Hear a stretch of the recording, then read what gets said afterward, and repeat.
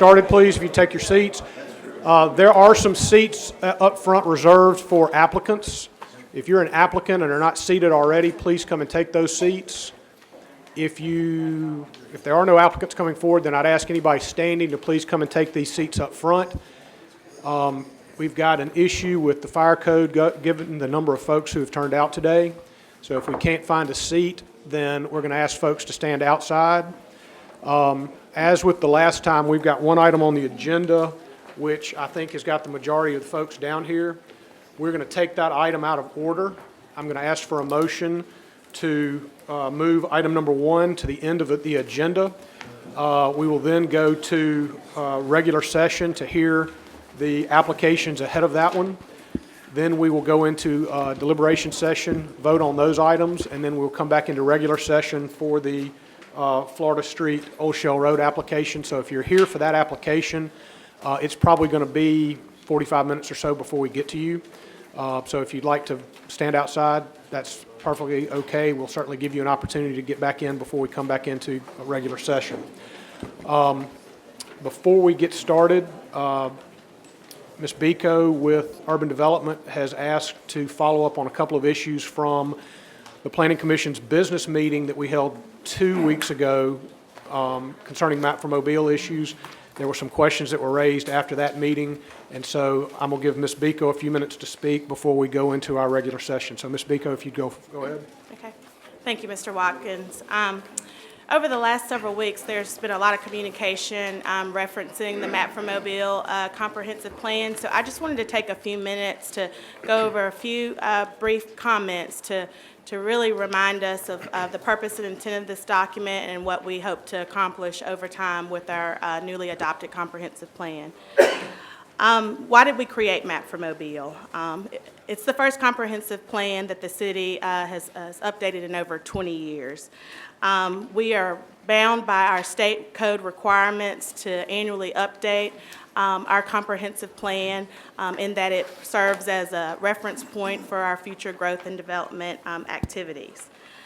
With respect to your role in this process, it is not the intent of the plan to offer rigid projects or specific activities, but really it's there to offer you a set of policies that address planning activities for 2016 and beyond. Once the plan is adopted, the main task of the Planning Commission is to study and propose reasonable and practical means for putting the plan and sections of the plan into effect. This occurs primarily through the alignment with our various city codes and ordinances. With respect to any legal constraints, the Planning Commission does not, with respect to the plan, it does not serve to stop any growth or development that may be occurring as we look to future planning initiatives as it relates to our zoning overhaul and other needed codes and updates. How is the Map for Mobile plan implemented? Right now, we're in the midst of our capital improvement projects and activities. We received a great deal of feedback from the public through our initial efforts. So this is helping us to prioritize and establish critical needs as it relates to future capital improvement needs. With respect to the next level of planning that you'll see in the very near future, we are working as we speak on our ADA transition plan that will address our connectivity and our ability to help those with the greatest needs as it relates to those with disabilities. It's helping to make informed decisions with respect to our 3 Mile Creek master plan, setting forth policy directions and initiatives there. And then, of course, most recently, our Water Street design and improvements and enhancements along that corridor. The Map for Mobile is making informative recommendations as it relates to those projects. Again, just to wrap up comments, we believe we have a very healthy document that provides policy statements regarding future growth and development. The next stage of our work will deal specifically with zoning. That process will be very interactive with the Planning Commission and the public, and more news to come on that. But if there aren't any questions, that wraps up my comments as it relates to the plan. Thank you, Ms. Biko. Any questions by commission members? I have a quick question. I apologize, I wasn't able to attend the work session. I guess this is in reference to, one of the staff describes map for Mobile as a general guide, not a mandate. I just would like some clarification in the language. What's the distinction between those two things, and as it applies to how we evaluate applications going forward, kind of as a general? You want to take that one? Well, basically, it is just that. It's a guide. It gives you direction on how the plan foresees future development. But it's not a mandate. It's not code. As Shayla said, you cannot stop a development from occurring using solely the map for Mobile guidelines as the reason. So you can use them in helping form a decision, but you can't use them to stop a development. There is a difference with a couple of the applications on today's agenda in that they are planned unit developments, which does give you some leeway. But again, it's not something that is an absolute as it would be if it were the adopted code, which we're hoping to have that zoning overhaul in about 24 months. Further questions? All right. I'd like to welcome everyone now to the June 2nd, 2016 meeting of the Mobile City Planning Commission. I'd like to take a moment to review our general operating procedures. Our meeting is divided into two sessions, a public hearing session and a deliberation session. In the public hearing session, an application or group application on the agenda is called. The applicant makes his or her presentation. Commission members may ask questions, if any, and members of the public may make their comments. Only 4 people may speak for an agenda item or project and 4 against. Each speaker is limited to 5 minutes, subject to questions by the commission. After 4 minutes, a beep will indicate 1 minute left to speak, and at that point, we ask that you please summarize your comments. After all opposition speakers have finished, the applicant will be given an opportunity to respond. If you intend to speak, please come to the podium, give your name and address for our minutes, and please remember to speak directly into the microphone. Please direct all comments to the commission only and not to the applicant or to the audience. And please remember to keep comments, please remember to use the microphone. On routine applications, the applicant may simply raise his or her hand if there are no objections to the staff recommendation. I will then announce that the applicant is in full agreement with those recommendations and all conditions. If there are any questions, the applicant will be given an opportunity to respond. After hearing all applications, the commission will go into deliberation session. In the deliberation session, commissioners discuss each application with input from the staff as necessary, but with no input from the audience. Commissioners then vote on each application, and the results of voting can be learned from the planning department at 208-5895. If some issues arise in the deliberation session that were not addressed in the public hearing, the chairman has discretion either to allow additional comments pertaining to those issues in order to resolve them, or call for the application to be held over for discussion at a future meeting. Occasionally, one or more commission members may recuse themselves from discussing and voting on a given application. A recusal does not necessarily mean the member is directly involved with the application or the applicant. Depending upon circumstances, ethical rules may require a recusal when there is only the slightest appearance of a conflict of interest. If a regular member recuses, a supernumerary will vote in their stead unless both supernumeraries are already voting due to absences. The Planning Commission makes final decisions subject to appeal on subdivisions, planning approvals, and plan unit development. The Planning Commission only makes recommendations on the zoning applications, and the City Council has the final decision there. At this time, I'd ask everyone to please silence or turn off their cell phones. I'd remind the Commission staff to please use their microphones so that we can capture those comments, and Commission members also. We'll call the roll. Mr. Gant? Here. Mr. Vallis? Here. Mr. Doyle? Here. Ms. Sessions? Here. Ms. Andrews? Here. Mr. Amberger? Here. Mr. Daves? Here. Mr. Hembry? Ms. Latham? Here. Ms. Denson? Here. Mr. Cameron? Here. All right, given our absences today, Mr. Cameron and Ms. Denson will be voting on all applications. I know that Ms. Andrews is recused on 13. Mr. Vallis, myself, Ms. Sessions and Mr. Doyle are recused on item number 1. Are there any other recusals? I am recused on the Azalea. The Or is one that- on Government Boulevard. Okay. I think it's number 13. 13, I think it's number 13. All right. At this time, I'd entertain a motion to take the agenda out of order by moving item number 1 to the end. So moved. Second. A motion and a second. Any further discussion? All in favor? Aye. Any opposed? All right, motion carries. We'll start with agenda item number 2. This is an extension of the PUD on 6106 Cottage Hill Drive. This is Snowden Place subdivision. Applicant's present, indicated he's in agreement with all staff recommendations and conditions. Anyone here needing information on item number 2, 6106 Cottage Hill Road? This is an extension on subdivision and plan unit development. Any questions by commission members? All right, we'll go to our new subdivision applications. This is item number 3, 2409 East Road, Eric Williams Family Subdivision. Applicant's present, indicated he's in agreement with all staff recommendations and conditions. Is there anyone present needing information on item number 3, here in opposition to item number 3, or have questions? Questions by commission members?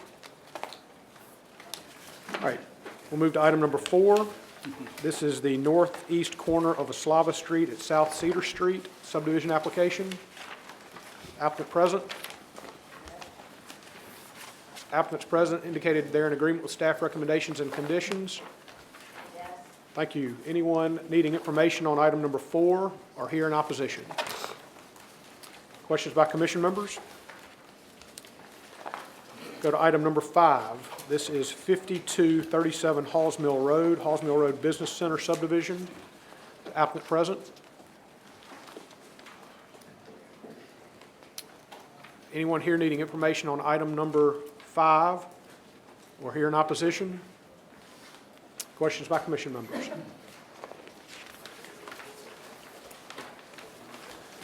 Go to item number 6, subdivision application for the south side of US Highway 90 and East Paget Switch Road, North Theodore TS subdivision. Is applicant present? Yes, ma'am. We have your name, please. Good afternoon. It's Ruby Jackson with the Alabama Power Company. At this time, we'd like to withdraw our application. Thank you, ma'am. Thank you. Ladies and gentlemen, the applicant for item number 6 has asked that it be withdrawn. As a result, it's withdrawn and there'll be no comments or questions. Go to item number 7. This is a subdivision application for 328 Dogwood Drive. Applicant's present. Agreement with all staff recommendations and conditions. Anyone number 7 on the agenda or here in opposition? Yes, ma'am, please. Please come up.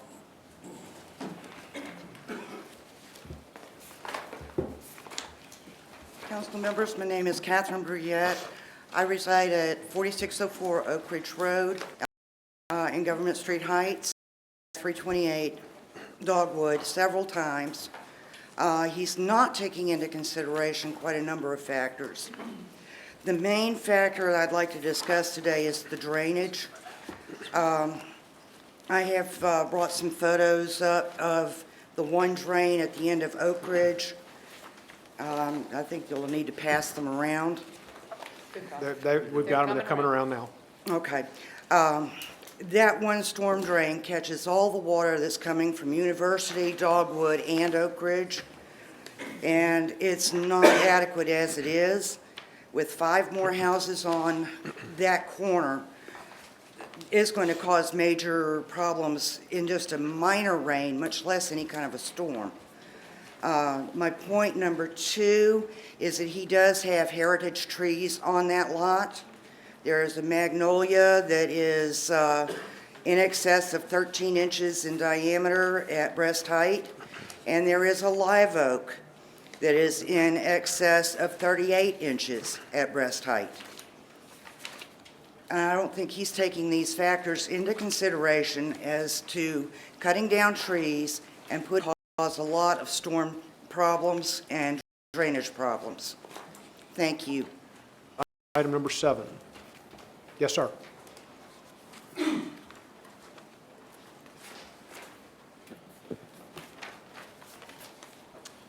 My name is David Doolittle. I reside at 268.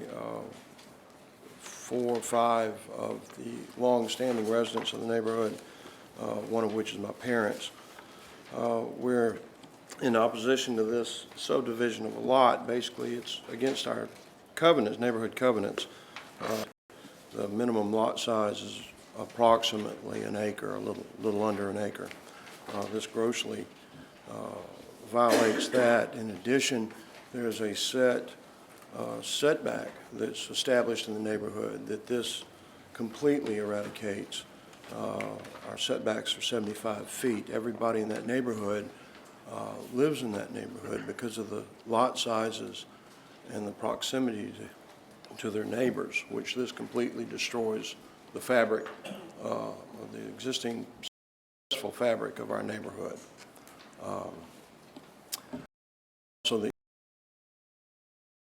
But it's additional traffic on the street.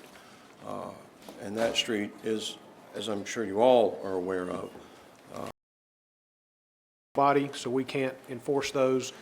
Should there be an issue there, that would be something you would need to take up with your neighborhood and possibly a court action. Sure. We sure. appreciate you pointing it out for our information, though. Thank you. Questions by commission members? We can have 2 more speakers in opposition to item number 7, if there are any. See, year by the commission, and it was by a different applicant, and that approval expired. And we will address the covenant situation. all right. Thank you, Mr. Speaks. Question by commission members? How would you address the covenant issue? How would you address that? Oh, we can't allow, okay, sorry. Further questions? Well, let me ask, so Mr. Speaks, in reference to the live oak, is, I know it's not a requirement for the subdivision application, but is that? Found it. From the standpoint of- Approximately where is it located on this? I have no idea. Lakeview exit lot 3 and lot 4. The big live oak will be in the setback, the house will be behind it. Okay, But maybe trim. very good, thank you. Further questions? Thank you, Mr. Speaks. All right, we'll move to item number 8. These are our new plan unit development applications. This is a plan unit development application for 3740. Applicant present. Anyone needing information on item number 8 or here in opposition to item number 8? All right, we'll move to item number 9. This is a plan unit development application for 1147, 1151 East I-65 Service Road. Applicant's present indicated he's in agreement with all staff recommendations and conditions. Anyone here needing information on item number 9 or here in opposition? Questions by commission members? All right, we'll go to our group applications, starting with item number 10, 6 Cottage Hill Road. Conditions of approval, except for zone on an oak, 15 feet.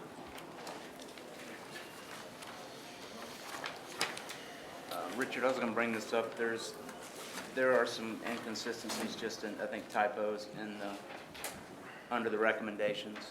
So you caught those? Okay. That's right. And you have a layout before you. You would see on that layout the proposed house footprint by a potential buyer. She is provided an option to the client to buy these 2 lots. If the 31.5 feet is enforced, obviously it would make it unbuildable for the houses as planned, and really would significantly impair any development on the left lot shown. And so, I'm sorry, Mr. Russell, tell me again, the compromise is going from 31, To 31 and a 15 half to what? to 15 feet. So the radius would be 15 feet as opposed to 31 and a half. And Mr. McCants, I'm assuming you're okay with this, or? Yes, I am, and it is with the understanding also that it's even possible there could be some, in health, that you could do smaller issues. Thank you. Thank you, Mr. Russell. Let's hear if there's anybody else here to speak and with questions from commission members. Is there anyone here who wants to speak in favor of this application, or who is here with questions or is in opposition to item number 10? This is 6106 Cottage Hill Road. All right, are there any questions by commission members? I have a question, I guess, for Mr. McCants. What is the protocol if these trees, after construction, they start to deteriorate or fail? What's the recourse on the city side? Well, seeing that each of them are on the private property, it would become the responsibility of the owner to, either care for them or either to take them down. So they wouldn't be required to replant? There wouldn't be a fine or is there any? We could put a condition on there to replant. Further questions? Mr. Olson? That if the commission chose to, it would have to be on the PUD. Okay. Typically, on residential lots like this, where you have a heritage tree, it's generally required that they would come in and request a permit to remove it if they chose to remove it. Is putting a condition similar to what Mr. Doyle is offering something that goes contrary to that, the fact that the owner could come in and request a permit to do it? No, sir. If he did come in and request a permit, we should check and have the parcel tag so that Okay. would let them know that a replacement tree would be required. Very good. Further questions? We'll move to item number 11. This is a subdivision application, planning and development application for 6740 Greelot Road. My name's Ruffin Graham, 6576 Airport Boulevard. I have been down there a couple times for this project, and I think we're finally trying to get something moving on it. Where we are right now, basically improvement, in agreement with all the conditions that staff's put on it. But one thing that we did go through some time back regarding the buffer along the area of these lots that abut R1 zoning. The only place that can you flip back that last? There's, you see between the neighborhood to the north, I developed that neighborhood too, and I created a natural buffer between the two, and it's probably 150 feet. And the last time I was here in 11, the staff agreed to do a 20-foot buffer, and I assumed that area would constitute that 20-foot buffer. It's not on this property. Well, I mean, but that won't constitute, that's the question, does it constitute a buffer? If not, okay, but what we agreed to, at that time, we agreed to a 6-foot fence as opposed to an 8-foot fence. Is that acceptable? And then, of course, the other thing is, what the lot we're going to, actually, the building we're building is the first lot on the left, where it says proposed building. Is it required to do this fencing once that building's built, or can we wait till? That condition's actually on the rezoning. Okay. So, and that's not an application before the commission, so they can't change it because that rezoning has already been adopted. Then why do you have it as a condition on it? Any recommendations?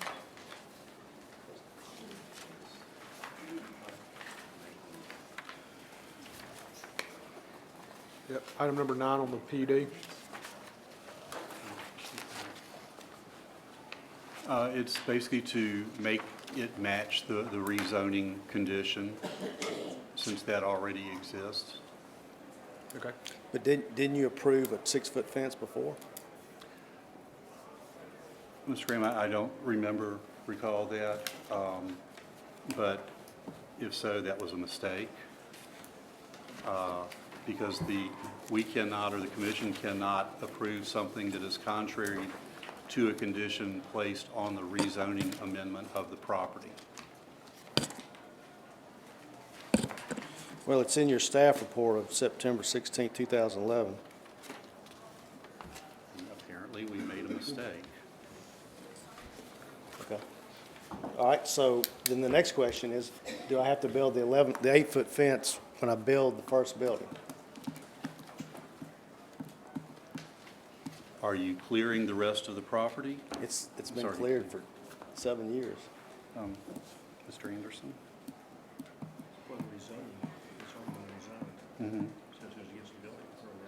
It's got to be shown. Yeah, it's got to be built with the first building. Okay. Let's talk about the buffer before we leave. Can the 20-foot buffer, can that property out on the north that is on a subdivision plat has been recorded, and it's marked as natural buffer on the old subdivision plat, can that be included in the buffer for this one, or does he have to provide 20 feet more?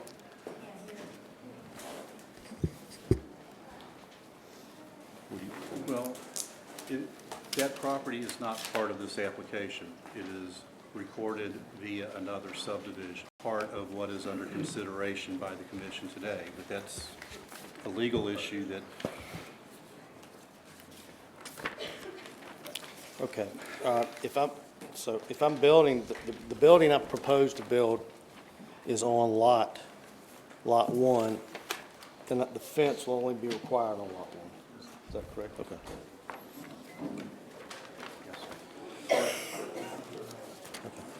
All right, so the issue of the 6-foot fence, what I hear you say is that was a mistake, so. Yeah, I don't know any of that history roughly. If you want to hold this over for 2 weeks and let us look at that prior zoning. If you want to agree to a holdover for 2 weeks, we'll be glad to look into that last rezoning approval and see what was approved, and let's look at the issue of the buffer and see if that buffer you have in place can serve as buffer for both of them. Now, I have no problem looking into that for you. But right now, I just became aware of this issue, and I don't know the answer. Well, there's a letter. I'm not going to do Well, it. it's not, I mean, we've been, to move a property line 5 feet, we've been delayed 2 months, so I mean, I'm not gonna get hung up on that. We'll move forward. We'll put an 8-foot fence and we'll go. Okay? Thank you, Mr. Graham. Is there anyone else needing information on item number 11 or here to speak in opposition to item number 11? Yes, folks, come on down.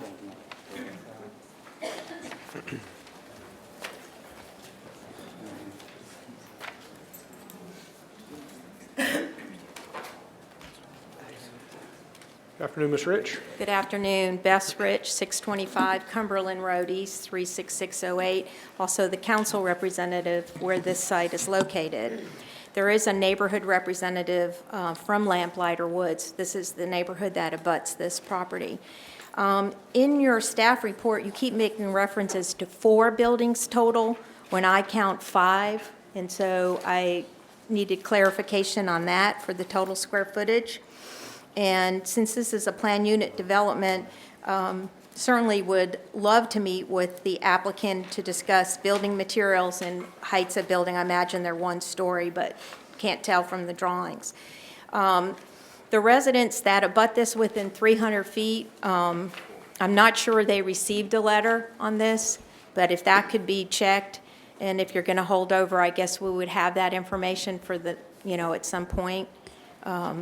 Because I imagine some of those residents, this one doesn't show it, but unless I'm measuring incorrectly, and I could be off on that, there should have been some letters that went out to the residents that are directly behind this.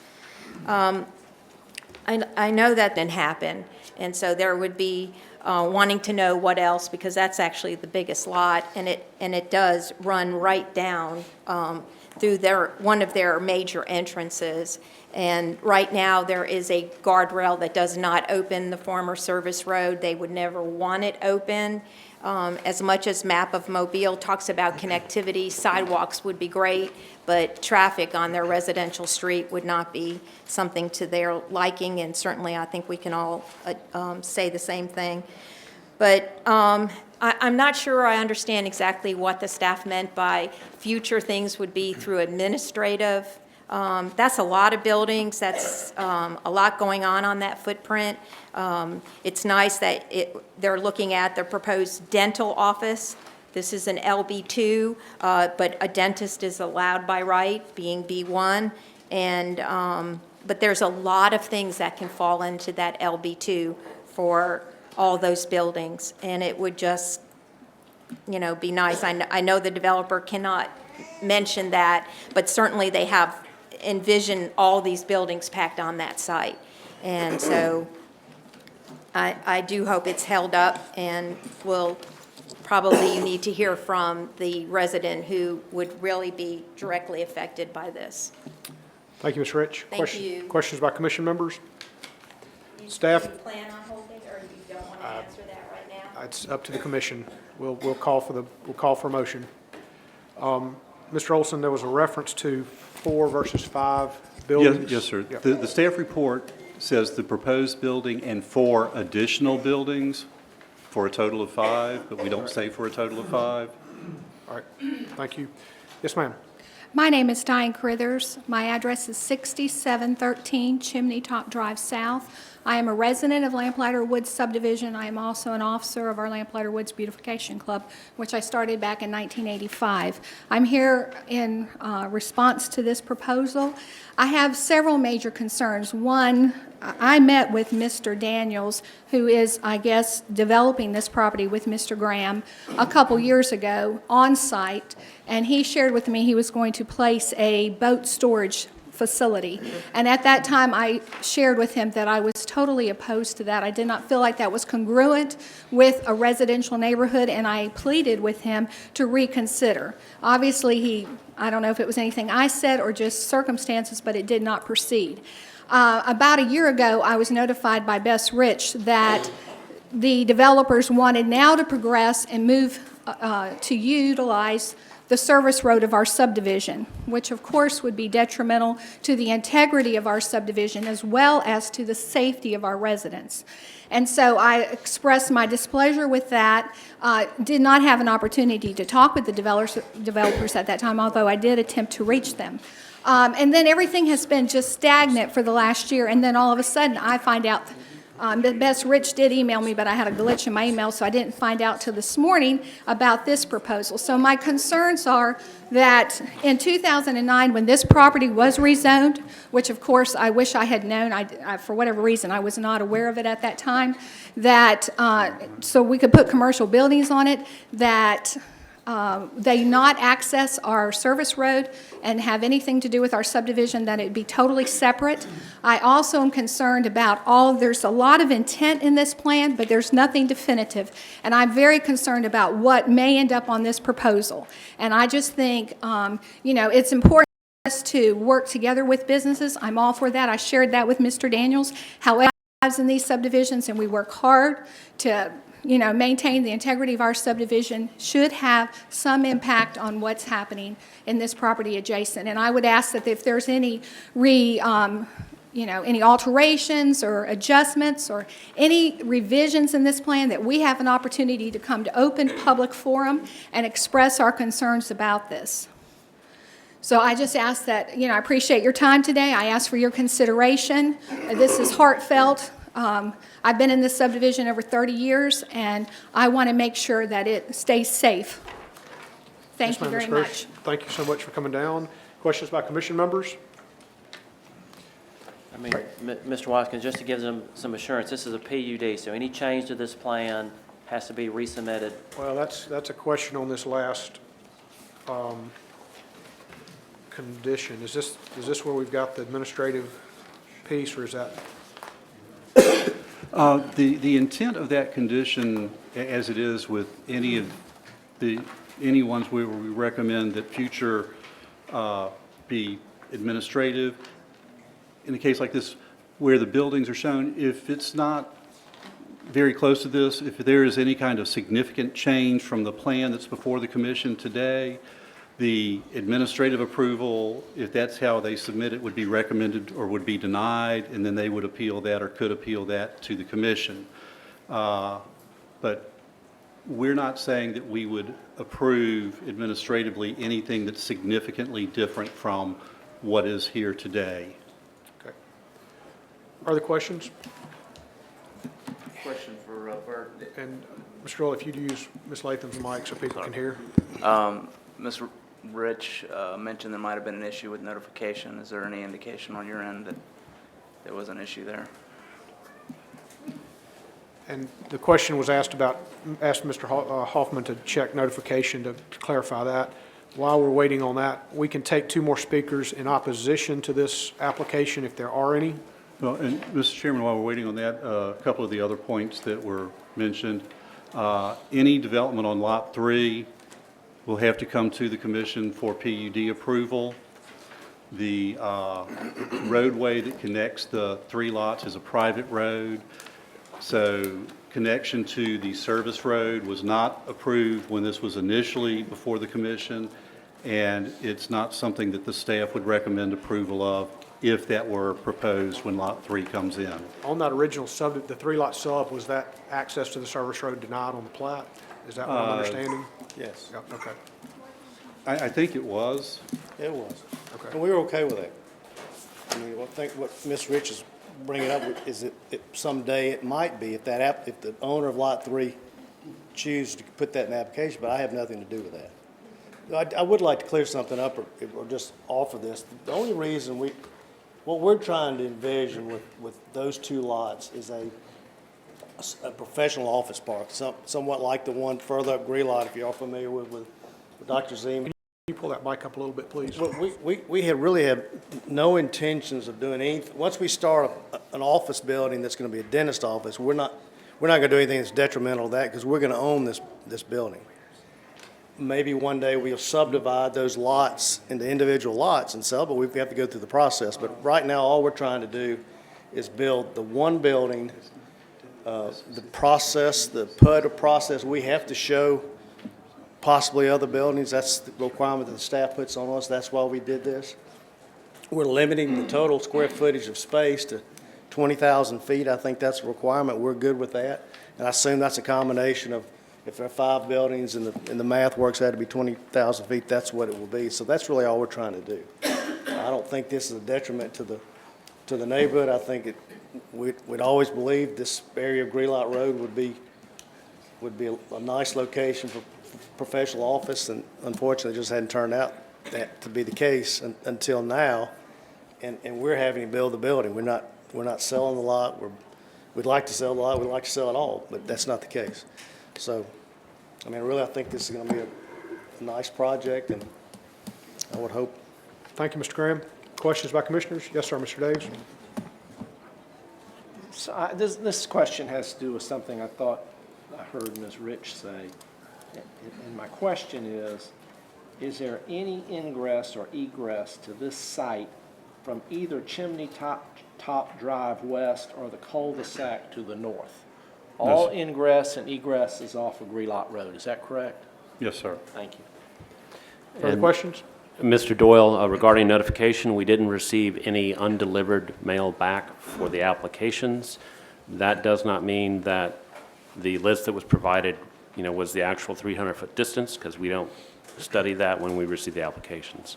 And then also one other item, the 6-foot fence issue actually was part of the 2011 rezoning of Lot 3 only, so it doesn't apply to the other side of the property. So does was there a rezoning for Lot 1 and 2 which had any implication on the fence issue? Well, lots 1 and 2 are the LB2, which included the 8-foot-high rezoning requirement for the fence. Mr. Amberger? My question follows up with what Bert was just talking about. So the intent of that note 9, the 20-foot landscape buffer and fence, That's going to be, it's really intended for the north property line of Lot 3 and the east property line of Lot 3. It'll be in this area here on the north part of the Okay, property. so on lots 1 and 2, it'll be on the north, and then on lots 3, it would be on the north and then the... Yes, and that would be the 6 feet. Okay, gotcha. Thank you. Further questions? All right, we will move to item number 12. This is a subdivision application and plan unit development for 6455, 6459 Overlook Road.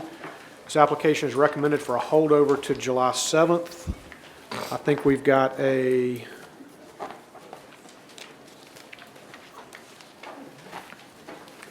no, I'm sorry, I'm looking at the wrong application, wrong letter here. Item number 12 is recommended for holdover to July 7th. In all likelihood, the commission will move to hold this over to that date.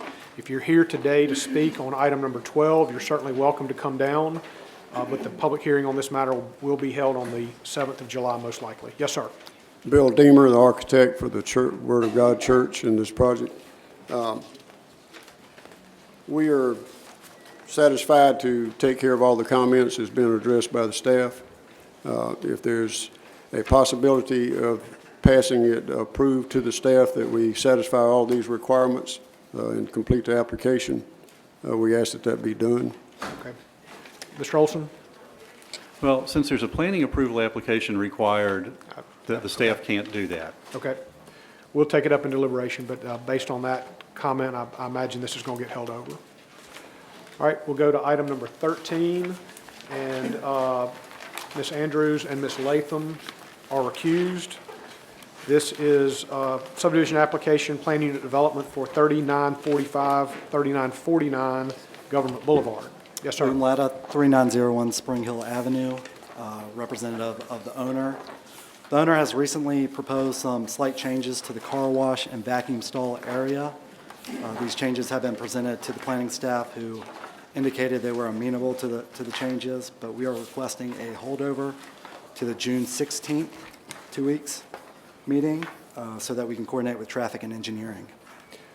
Staff, are y'all agreeable to a 2-week holdover? Yes, sir, Mr. Chairman. I do need to make you aware, I think y'all have some emails there from people in the area that are asking that it be held over longer than that due to notification, or not the legal notification, but they just found out about the application and everything yesterday. Okay, we'll take that up in deliberation.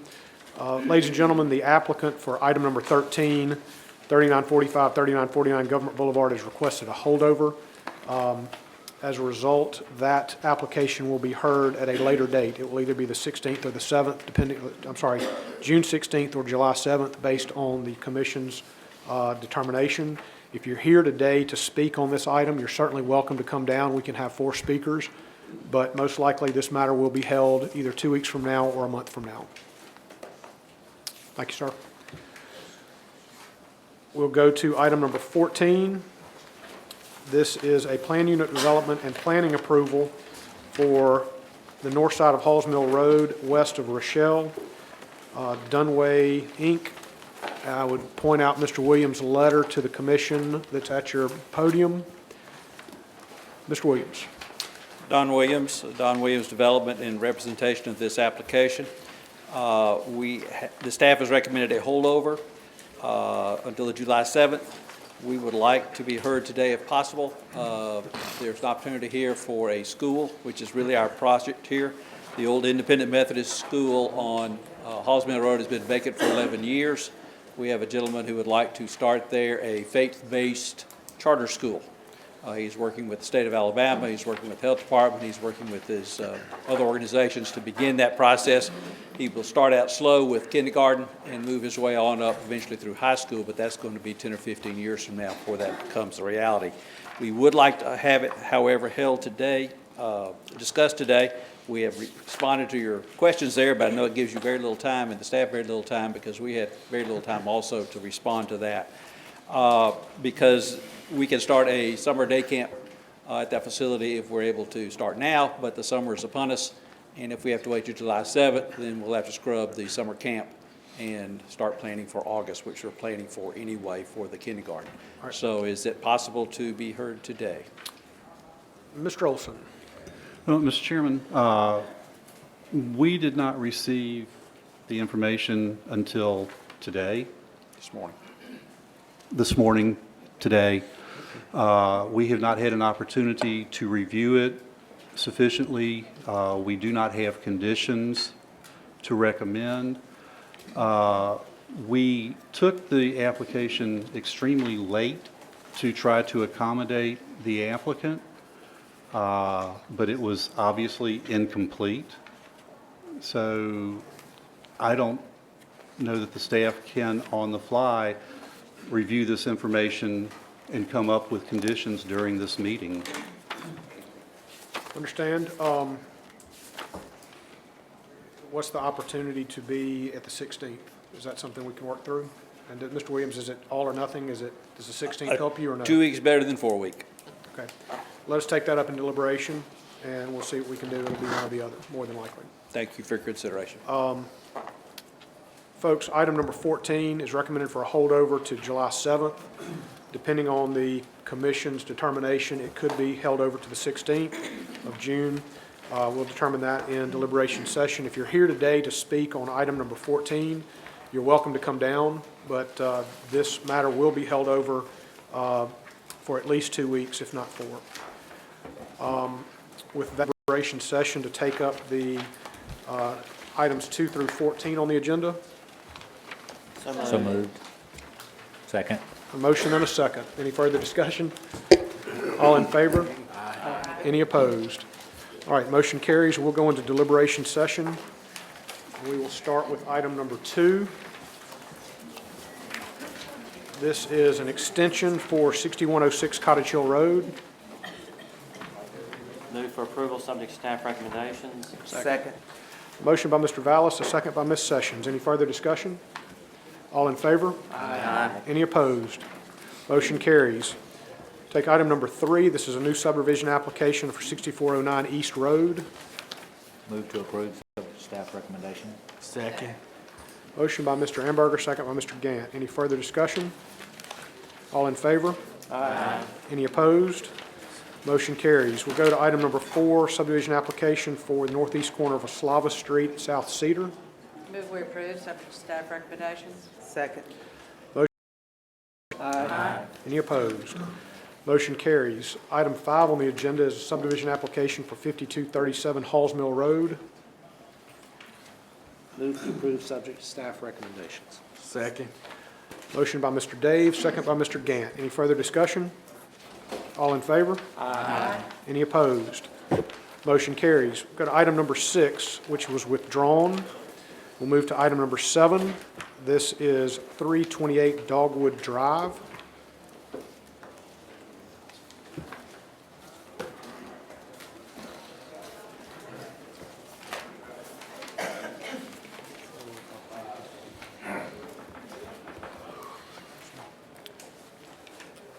Need a motion, folks. Move to deny. Second. Motion to deny by Mr. Dave, second by Ms. Denson. Is there any further discussion? Mr. Chairman? Yes. On a subdivision, if it is denied, we need the reasons for denial so that the applicant knows specifically why, so they can address them. And this is basically a state code requirement. Mr. Davis, do you want to amend your motion to add that reasoning? Yes.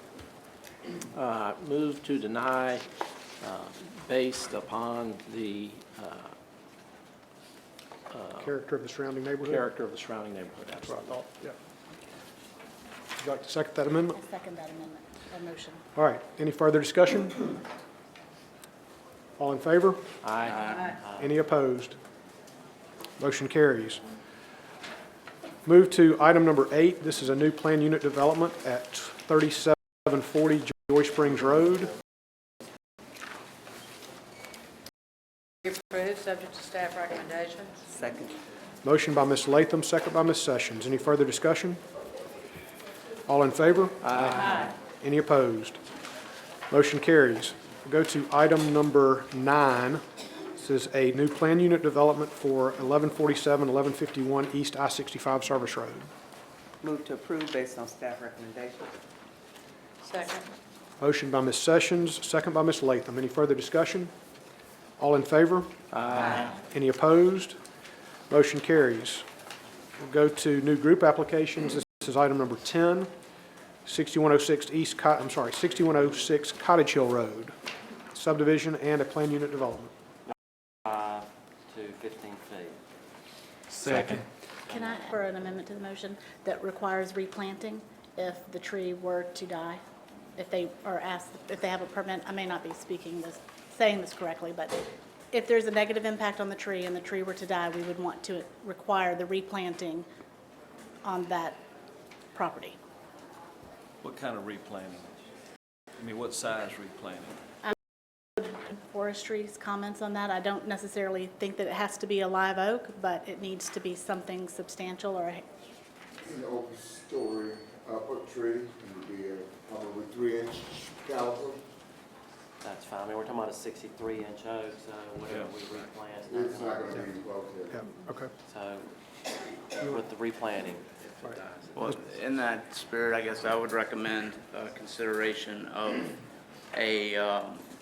if this were a commercial site, I would say I would ask that we consider having them replace all the inches of diameter with planting, so multiple trees, given a residential area. I'd like the commission to consider possibly a quarter of the size of that live oak, which would be 15 inches total diameter planted, so that would be multiple trees, so.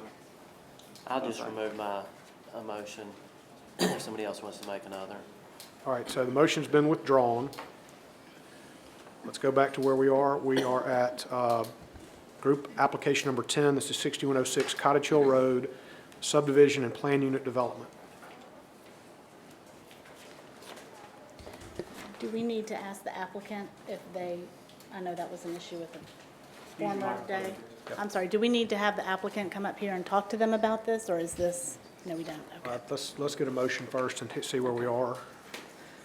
Move to approve based on staff recommendation, making, I guess number 5 was the modification, adding that, that if the 63-inch tree dies, that the owner will need to replace, replant up to at least 15 inches of tree diameter. I'll second that motion. Is that in multiple trees? So that would be, say, 5 3-inch caliber trees or similar, yeah. Got a motion by Mr. Doyle, second by Ms. Denson. Is there further discussion? All right. Doug, do we need more clarity than that, or is that sufficient? I think that can only be a condition in the PUD, not the subdivision, but I think that's clear enough. All right. Any further discussion? All in favor? Aye. Any opposed? Aye. All right. Mr. Gantz opposed. We'll move to, motion carries. We'll move to item number 11. This is 6740 Greelot Road. This is a subdivision application and plan unit development.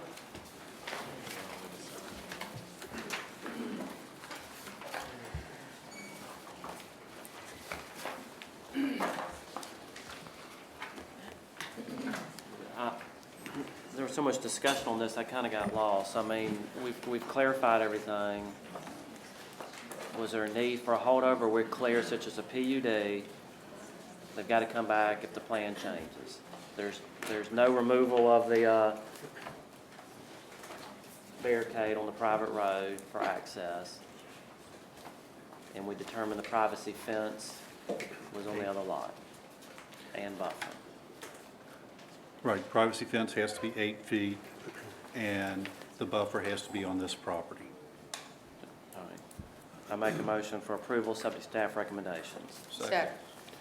Motion by Mr. Vallis, second by Ms. Latham. Further discussion? I have a question. Yes, ma'am. I know there was a point brought up regarding kind of wanting to know building design and materials. Is that a question that is appropriate in this? Now, we cannot get into That's not architectural. within our jurisdiction as far as materials or building, well, it's already zoned, so the zoning dictates the height of the building. Further discussion? All in favor? Aye. Any opposed? Motion carries. We'll go to item number 12. This is 6455, 6459 Overlook Road. Move the staff recommendations for holdover to July 7th. I'll make that motion. Second. Second by Mr. Gant. Any further discussion? All in favor? Aye. Any opposed? Motion carries. We'll go to item number 13. Ms. Andrews, Ms. Latham are recused. This is 3945, 3949 Government Boulevard.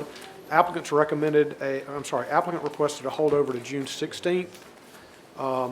Staff has indicated a potential preference for July 7th.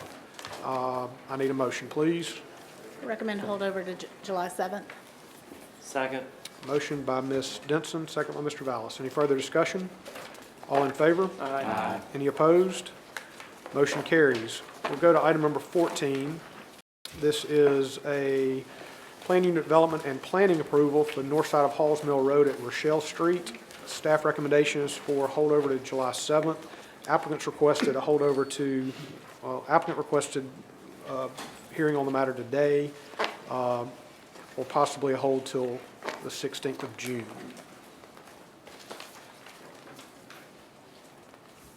Mr. Olson, you still need July because he has to file a planning application, is what you stated? And I think that's a different application. No, it's a different application, but we still prefer the July 7th. But if the commission says June 16th, we'll do what we have to do. Since this is going to be a school, there are a lot of regulations and state, city regulations have to be complied with. It's not something we can rush through. And you got the safety of children to be concerned with. Understand. Thank you, Mr. Anderson. Hold over to July 7th. Second. Motion by Mr. Vallis, second by Mr. Doyle. Any further discussion? All in favor? Aye. Any opposed? Motion carries. All right, would entertain a motion to go back into regular session to take up item number 1. So moved. Second. Motion by Ms. Latham, second by Mr. Amberger. All right, this is item number 1, and if somebody would let the folks outside know that this is being called back in, I'd greatly appreciate that.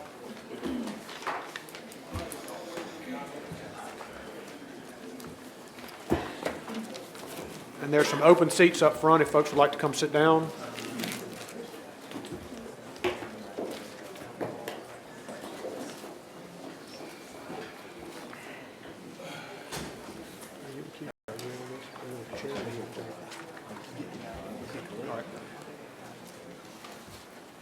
All right, if everybody could find a seat, I know the fire marshal is a little concerned about the capacity. I think there are a handful of more seats over here on this side. If you'd like to take those, please. All right, this is item number 1. It's a holdover of a subdivision, PUD and zoning application for 100 North Florida Street, 2518 et al. Old Shell Road. I know Mr. Vallis, myself, Ms. Sessions, Mr. Doyle are recused. Ms. Denson, you going to take the chair? Oh, I thought Mr. Gant was. Okay. Well, we will give y'all a second to excuse yourselves.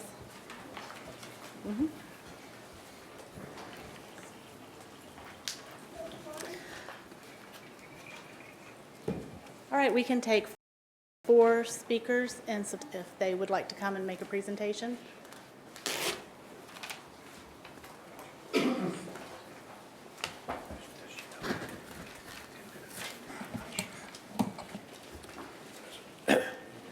Casey Pipes, 2255 Ashland Place.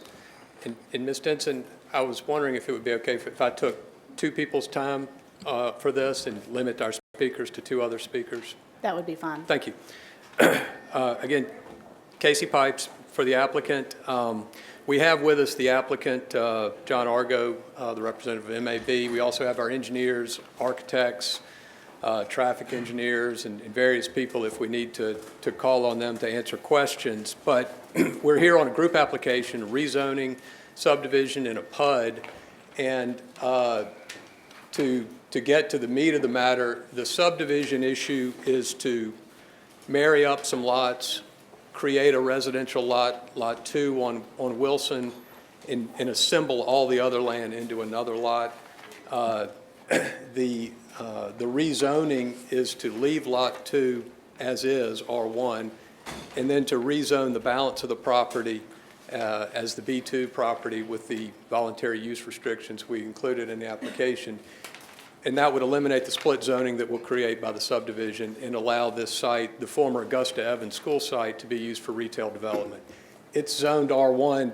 It hasn't been used as an R1 use in 50-plus years, but it's a holdover probably from the initial zoning, assigned to the property. As a county school, it's immune to the zoning restrictions. So it's languished in that condition for, since the 1950s when the site was originally developed as the school.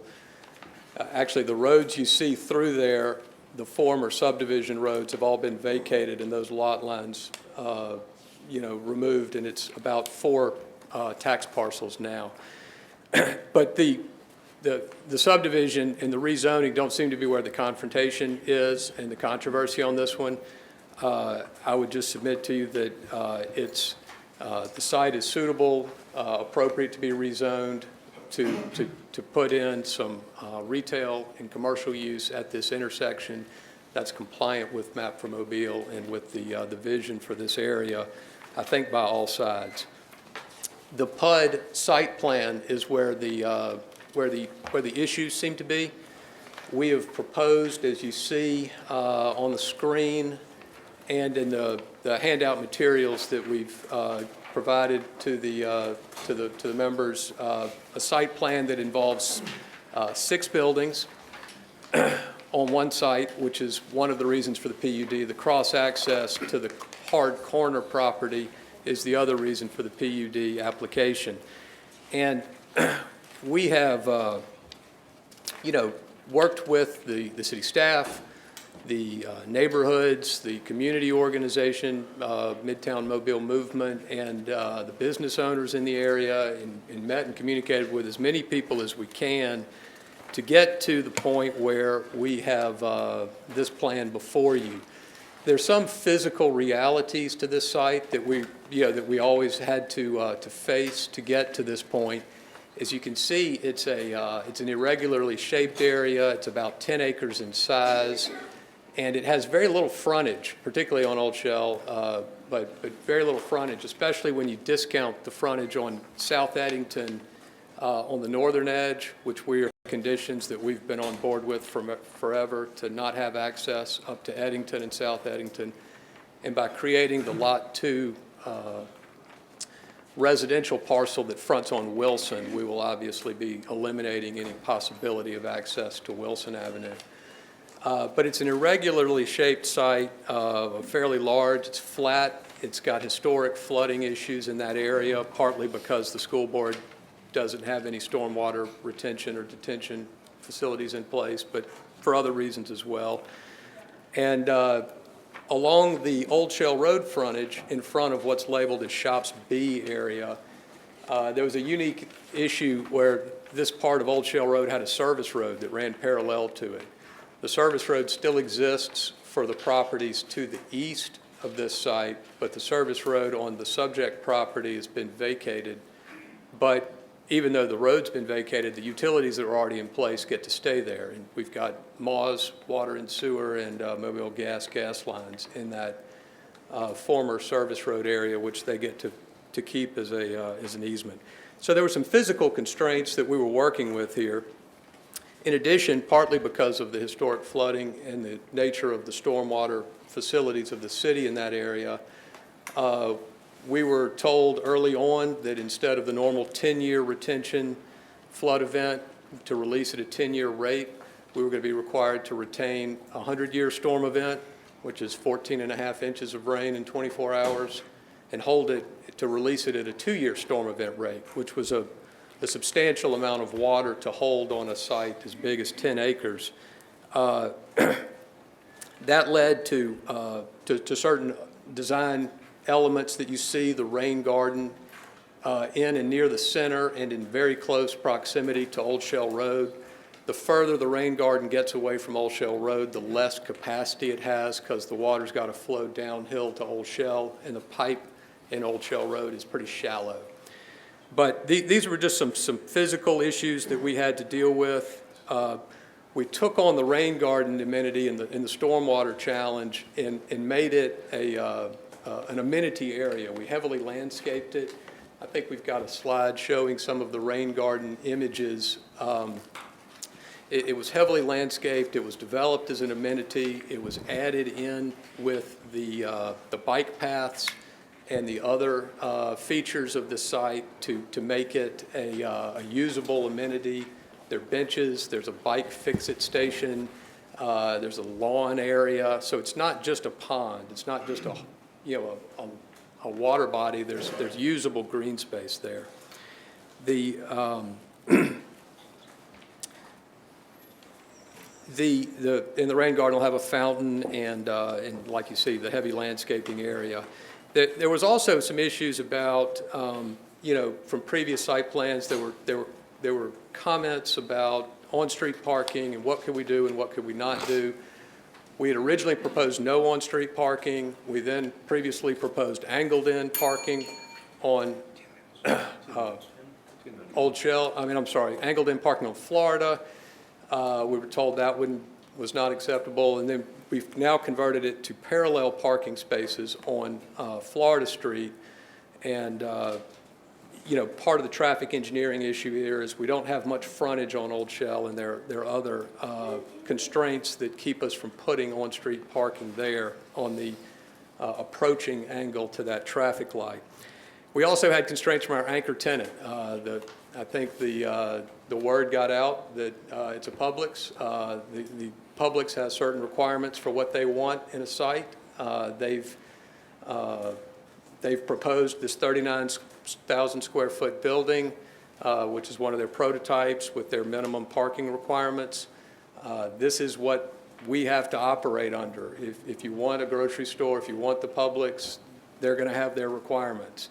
And these were just some of the challenges. We also have to make the other space in this 10-acre site viable, leasable, for the best tenants we can get. That involves restaurants on Old Shell Road frontage, retail, probably on Shop C to not impact Publix's parking anymore, and sort of a mix of food, retail, and maybe office space in the Shops A area to the east. And we think we have navigated all the hurdles for all of the land use codes, the zoning code, the subdivision regulations, the PUD conditions for this development, and submitted a compliant application for all of those. But then we get into the map for Mobile issue, and we went further, and we've done more to try to address the map for Mobile guidelines or objectives and goals. There are a few things about Map for Mobile. As you all know, it's a broad policy, it's a big policy. It doesn't get down into the weeds of, well, what about a grocery store, which has a little bit of a different footprint and parking requirement it's the nature of grocery stores. They like the parking in front, the money comes in the front door, the food goes out the same front door. It also has an interesting issue with the side road. What we've done in making this plan as Map for Mobile compliant as we could, none of the buildings are the same size as they were originally proposed. None of the buildings are in the same location. We've moved Shop C to the south, made it wider so it blocks more of the parking along Florida Street, and added the on-street parallel parking there. Shops B has been reoriented to aim it south towards Old Shell Road. It's going to be two restaurant tenants, and that the building's kind of been placed in the middle of that parking area to make it so there's not one big parking field, but parking surrounding it, which is consistent with all the buildings around that area of Old Shell. And because of the utilities, we can never get that building to the street. The street is really protected or hidden by those utility easements. Shops A was turned into a village to give it less of the strip mall format and to line up two of the buildings on the interior road and provide, again, as much of the map for Mobile compliance as we can do with this site. And we're here asking for approval of the PUD, the rezoning, and the subdivision. Any questions? Does the commission have any questions? Okay, Thank you. thank you. Well, actually, I had one question. I don't know if now's the right time, but I was just curious about the sidewalk, the one portion that's 3 foot wide. Use your microphone. Oh, I'm sorry. Is this on? I had a question about the width of the sidewalk that goes kind of along the back portion of the parking lot from Shop A, from kind of toward the rain garden, down toward North Florida Street. The sidewalk in that area is narrower than most. We have 8 foot in a lot of areas where it's a multi-use path, about 1,000 feet of that. That length is a 3 foot wide sidewalk that connects the rain garden down, the bike path in the rain garden to the bike path on Florida Street. There are 2 rows of parking that come together in a very narrow landscape strip. The concern about paving the whole thing is we'd have no landscaping in that area, and you wouldn't have any vegetative buffering. You'd also have cars that might park, right up tired of the curb that would overhang into that area, some as well. And so where it's 4 foot sidewalk everywhere else, or 8 foot bike path, there is a stretch of 3 foot sidewalk, which we felt was the best we could do to connect those areas with what space we had available, without having too many undesirable consequences about landscape loss. I just had one more question too. From the last site plan to this one, I know there's been some reconfiguration around Shops A, but before, it seems the way things were oriented, it appeared that they had like crosswalk markings between more of the shops in the Shops A area. And in the site plan, I just didn't see, crosswalks, between shops. A2 and A1, and then A1 to A3. You're correct. We don't show a crosswalk from building to building, in those areas. One of the issues that we were addressing was to, and it wouldn't address that issue, but one of the issues we were trying to do is keep all the activity in front of those buildings and not have anybody going around the sides between A2 and A1. That was going to be preserved as a green belt. But we don't show a crosswalk between them, and certainly can if people want it to go angle to angle from the corners of those parking, from those paved sidewalk areas in front of the buildings to the adjoining one. I have a question on the truck well. Will people be able to use that for access into the parking lot, or is this going to just be, how is that exactly going to be designed? The truck well for the public's location, it's not going to be closed to other people's use. The entrance that's furthest north on Florida Street, there are 2 entrances into the site off Florida, and the one furthest north leads into a big truck turnaround radius, which is required to re-aim the truck and then back it into the truck well. That's a car could come and go through that entrance, but we don't envision any of the anybody using the truck well but the public's delivery trucks. And is that just going to be a big concrete circle, or will there be landscaping and any type of beautification for that big cement? The circle that's outlined very faintly on some of the drawings, that's going to have to remain completely undisturbed and paved. It's to facilitate the big trucks coming in and making their turn to reorient and back into the truck well and then leave going straight out. And so that's going to be an area that is not marked for parking, not landscaped, not not obstructed. Was there ever any consideration given to putting that on the other side of the building so that was screened from the Florida street side? The, has the truck well, you know, in this location. It is my understanding that if you tried to move it to the other side, you'd then have the trucks going through the area, through this area inside in and around the Publix. And I don't think the Publix was in the inside of this big 39,000 square foot building. They've got deliveries lined up on one side. They've got garbage getting compacted on another. They've got cold rooms and other rooms. And this is where it is on their prototype. I know people had talked about if you pivoted the building or if you shifted it around, and that created other problems of the parking not being in front of the front door. But this was the reason why the building is as close to Florida as we can get it while still having that truck turnaround area to allow deliveries to come in and go. Mr. Pikes, my questions mostly have to do with traffic as well. I was concerned as well about the turnaround. Was there ever any consideration given to pulling in, unloading, and then pulling out? Or was there no way to make that happen where they could get around the building? You know, sort of like a drive-through for big trucks as opposed to having a big circle for them to turn around in. My other question has to do with the parallel parking, and it was mentioned a couple of times in the staff report that they were recommending an updated traffic study. Updating just how the parallel parking is going to affect it and the radius correction. My question, I guess, is for traffic on that. Are y'all satisfied with the impact study We as got you've an reviewed it? Yeah, we got an update from the developer yesterday assessing the on-street parking, and we are satisfied. Perfect. My other questions, there appears to be a dead end over by the shops of A1 where it's one way all the way through, except for on the back side, or the north side where it's two-way. If you were going towards the one-way and couldn't find a parking place, what you gonna do?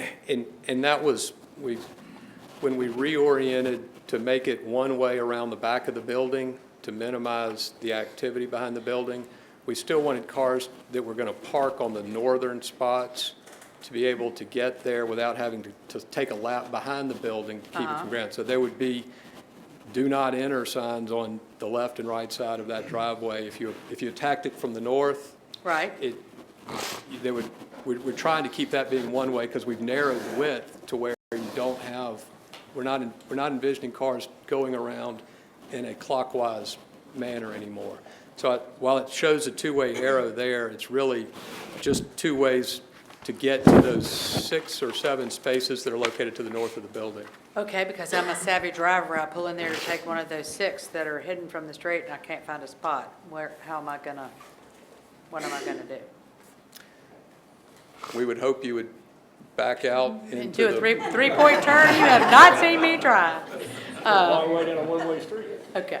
And then my other question is with the drive-through, there are a couple of the places that have drive-throughs. Do you anticipate needing a drive-through ordering station as well, or will they always be similar to a cleaner's pickup or a CVS pickup where there is not a separate ordering window?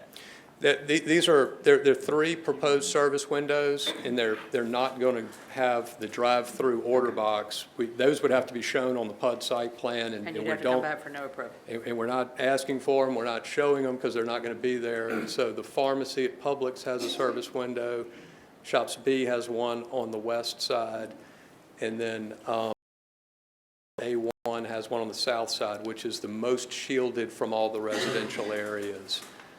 And I don't know if I answered your earlier question about the trucks going around the buildings.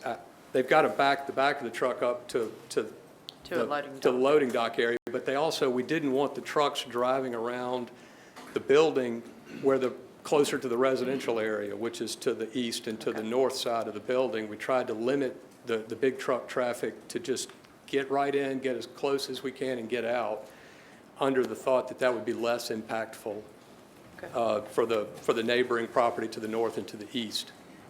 And it would keep those trucks from maneuvering through the big parking area that that the regular customers are using as well. And then my last question has to do with the Shops B, which I believe you stated were going to be for restaurant use. This is really for traffic too. Is that adequate parking for restaurant use? The spaces as they have them delineated.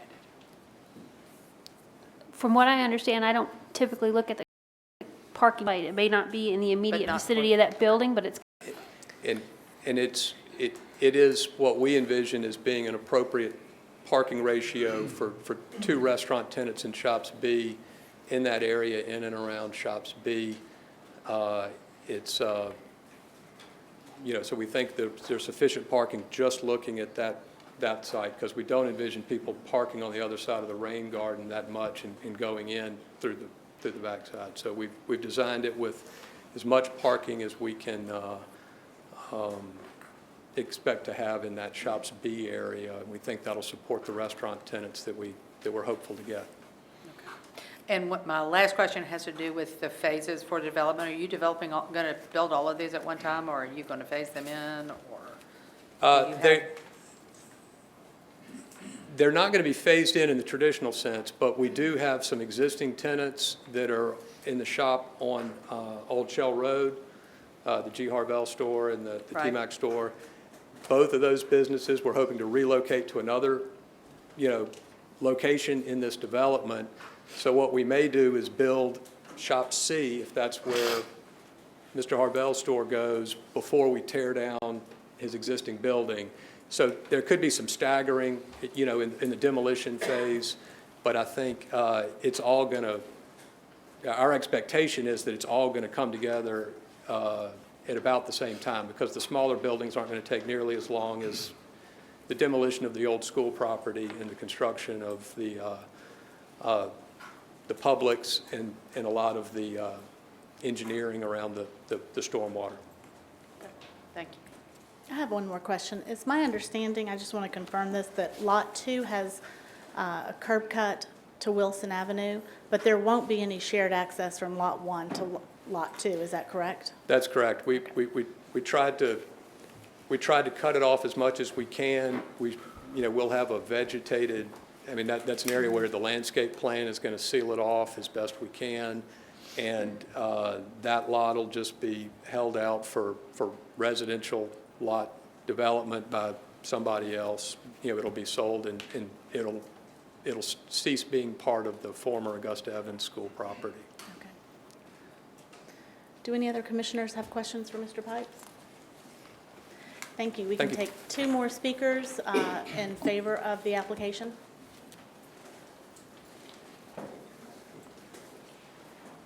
Well, good afternoon. I'm David Green, and Ms. Stinson, hopefully I will not be quite as long as my friend Casey. Our address is 2550 South Delwood Drive. We've been residents there for about 11 years. My wife and I built a new home there. I am not here representing anyone in my capacity as an attorney, okay? So I'm speaking on behalf of my family and my business.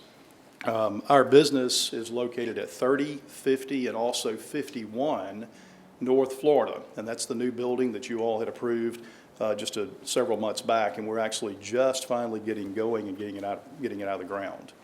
I'm here to speak in support of this project. I believe this is a good idea. I believe it's good for our community. I have spoken with several of our neighbors. Marqueta Nichols with State Farm just up the street. She is for it.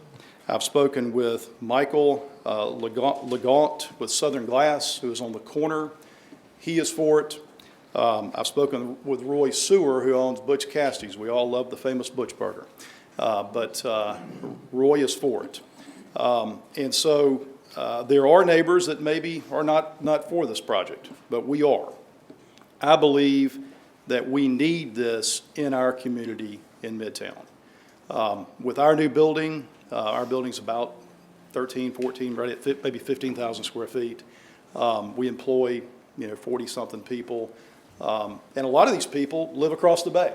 As a matter of fact, they commute in, and they could, on their lunch break or their break, they could actually go and get their groceries, and then drive back across the bay. So they're actually putting dollars back into our community right there.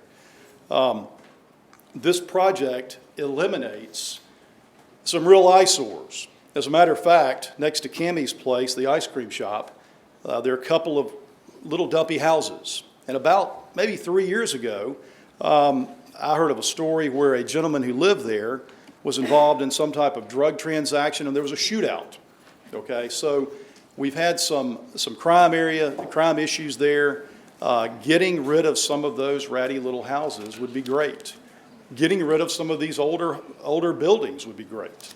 You know, you get rid of the school, and you get rid of a whole lot of asbestos. There's a tremendous amount of asbestos, as I understand it, in that building. And so that is a problem. The issue is, I do believe, is we have a developer who wants to come in and spend how many ever millions of dollars, $20 million, whatever the number is, and he's wanting to better our community. He's wanting to put in something that's going to be a landmark store. You know, Publix is an employee-owned company, okay? It's the largest employee-owned company in the country. These folks care about what they're doing. And so I'm here to support it. My businesses support it. My family supports it. My law partner supports it. And we're for this. And I am asking you to kindly consider this as something that's better for Midtown and it's better for Mobile. Thank you.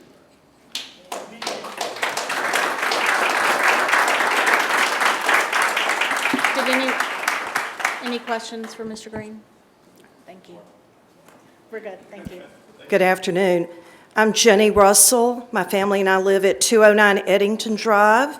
We are close to the development. I'm here to speak as a resident of Eddington Drive and not representing my employer or any other organization. We have been following this very, very closely because we are abutting the proposed site and because we've concerned about what happens to an empty school, or really any empty building that's left for a long time is bad for a neighborhood. We know that, I think this is a known versus an unknown, what might happen to that empty building and how long it might sit there. As a proponent of public education, I'm sorry that it's still not being used as a school. But in lieu of that, I think this development has been well thought out, and I support it. My husband and I support it.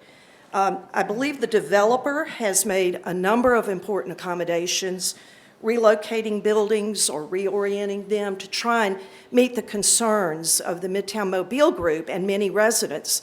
I salute the Midtown Mobile movement for bringing these issues forward and for giving the community a voice.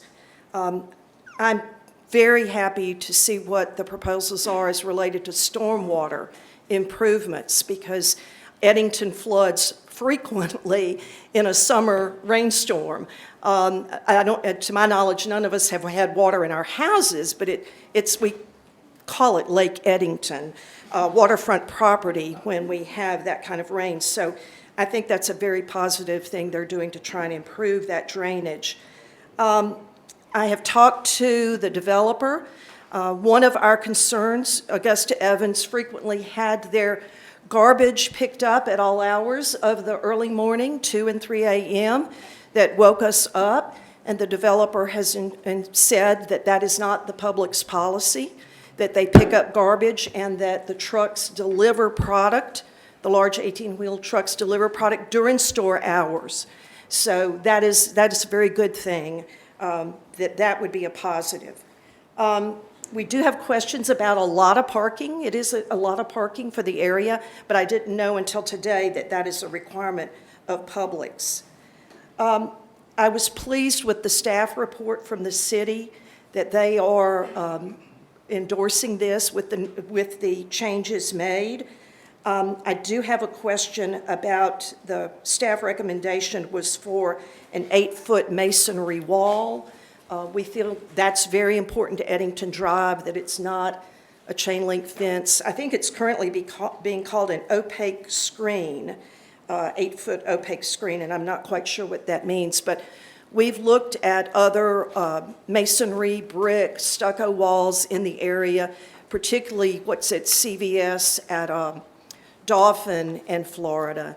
And those are attractive, solid walls that are certainly better than fences. I have a wooden fence around in my backyard. It's seated in concrete, but both in Ivan and Katrina it got blown over. So I think, something that's more sturdy than a wood fence.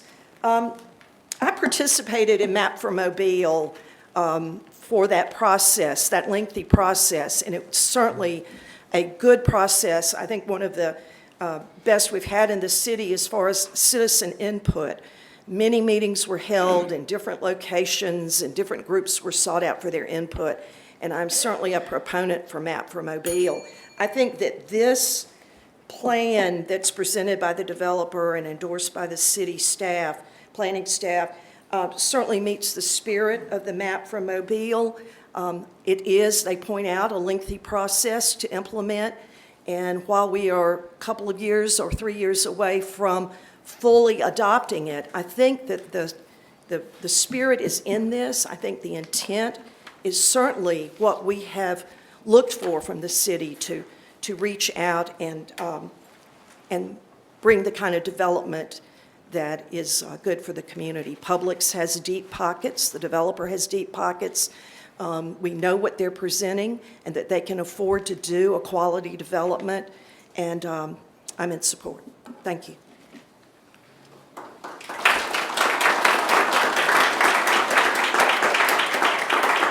Does anyone have any questions for Ms. Russell? All right, thank you. We can now take 4 speakers in opposition to the application. Hi, my name is Ryan Headland, and my family and I still live at 161 Grand Boulevard, and we're directly adjacent to this site. And I am thrilled to see so many people here today who support bringing Publix to Midtown, and I'm sure also would support doing it in a way that preserves the character of our neighborhoods. Last time I came to this podium, I tried to make the case that Midtown Mobile is a special place to live, and that preserving its unique character has a real value, not just to Midtown, but to all of Mobile. Of all the people who spoke at the meeting last month, not one person encouraged the commission to deny this application. Instead, we asked you for more time to work with the developer to try to find a solution. We wanted to find a balance that could bring the developer, the neighboring residents, and the entire community together. A balance where we could work together to bring in new businesses while simultaneously preserving the character of our neighborhood and working towards the Map for Mobile's plan for walkable communities. Unfortunately, it seems now like that might not be possible at this time. If you ask a large enough group of people, of course you won't get the exact same response from each person about what they'd like to see happen at this site. It's because people are different, we've all got our own stories. But if we focus instead on what everyone does agree on, is that we want this location to symbolize the future of development in Mobile, not the past. I don't think anyone that worked on the Map for Mobile saw it as the mechanism to pave over the hearts of our neighborhoods with massive parking lots, more strip malls, and drive-throughs. Excuse me. That's a typo. It's supposed to say drive up to and around. Map for Mobile is, I thought that joke was going to kill. Map for Mobile is the goal. Sure, it isn't all in place yet, and we'll go through a learning curve together. But this is surely not what our community had envisioned. If you want to see examples of what half-abandoned strip malls look like, you don't have to look very hard around Mobile to find it.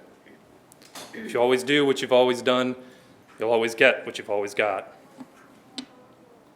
We cannot support this site plan with these buildings as close to our homes as they're currently being proposed. And in the middle of August, when it's 100 degrees outside, I think all of you would want those dumpsters to be as far away from your backyard as possible as well. I do want to thank the staff for putting together what I think was a very fair report for this case. They have a very tough and thankless job. But I want to remind you, the members of the commission, that you have a power that goes beyond the black and white regulations that must guide staff's recommendations. I urge you to look at the spirit of what we're trying to accomplish and to ultimately remember that this issue is not about this building or that building, or about the width of sidewalks, or about what a fence is made of. Ultimately, it's about people. It's about the places that we call home. Even if a plan technically follows some given regulations, that still doesn't necessarily make it the right fit for a particular community.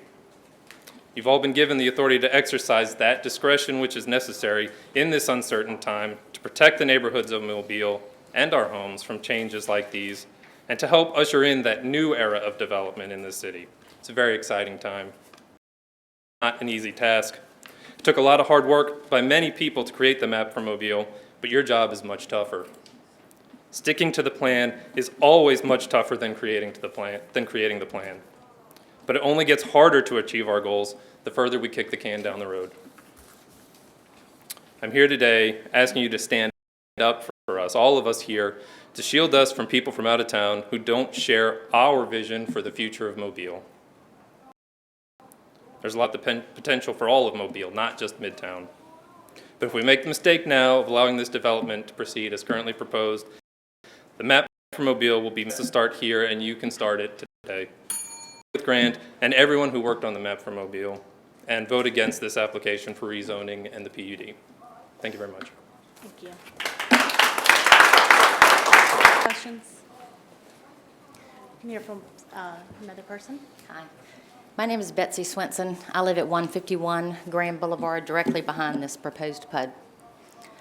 Dear Planning Commission members, firstly, thank you for your May 5th vote to hold over the decision on this PUD, giving us an opportunity to come to a compromise with the developers. Many of the residents in Midtown are excited about the possibility of having a Publix built so close to our homes and in this area.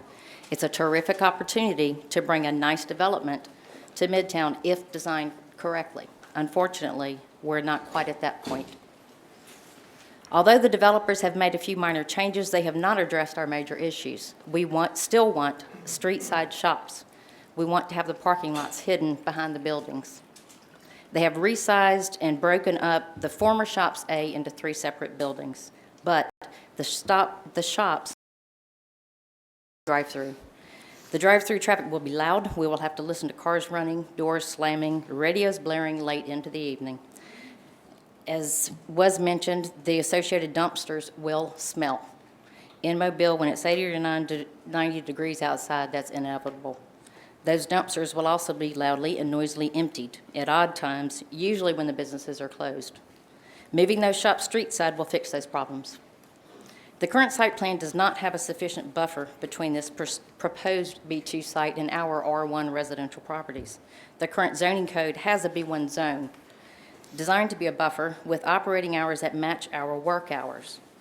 This proposed B2 will allow for late night operation. The front page of the staff report that was issued by the Planning Commission states that the Planning Commission may consider zoning classifications other than that sought by the applicant for this property. Please do so. The subdivision application was held over because the entirety of the parcel fronting Old Shell Road was not included in the plat, and it's still not included. It's currently zoned R1, and I'm very concerned about the prospects and the future of that property. I gave y'all a map that I had made that lists the there's 3 separate maps on there that list the current 3 parcels as they are zoned. The one on the right points out the remainder of the map that's not included in the plat. The left map is what we had asked for, a R1 buffer zone behind our properties on Grand Boulevard. They have proposed the R1 lot on Wilson Avenue. Grand Boulevard wants the same type of R1 buffer behind our homes. I also want to clear up a statement in the staff report that states the applicant has submitted a revised site plan and has had conversations with representatives from most, if not all, of the various groups, with each of these interests that are not completely aligned with the others. We have one group, and we have had one group from the beginning, and we have asked for the same things from the very beginning. We really have not changed. There are naturally people that live in different areas as their properties are attached to the PUD that will affect them differently. I mean, there are some minor changes, but the things that we have all agreed on that have not changed is that we're not against Publix. We're not against having development at the Augusta Gavin school site. We are against this PUD, as it's planned. We want street-side shops with a parking lot behind the buildings. We want a development that's walkable, bike-friendly. We understand that the map for Mobile cannot be implemented overnight, but once we have committed, and the city has committed and invested hundreds of thousands of dollars and spent countless hours, at what point do we initiate it? When do we get to start using it? We're asking for your support in Midtown to please give us a buffer. We need the shops that are located on the back part of this site. The shops A1 and A2 are entirely too close to our homes. And we're just asking that y'all please do not let the developers decide how our Midtown should look. Please require that the back shops be moved street side or eliminated. They're not necessary. Please require the parking lot to be hidden. Please require a buffer between this site and our R1 homes. Please deny this PUD as it has been submitted. Thank you very much.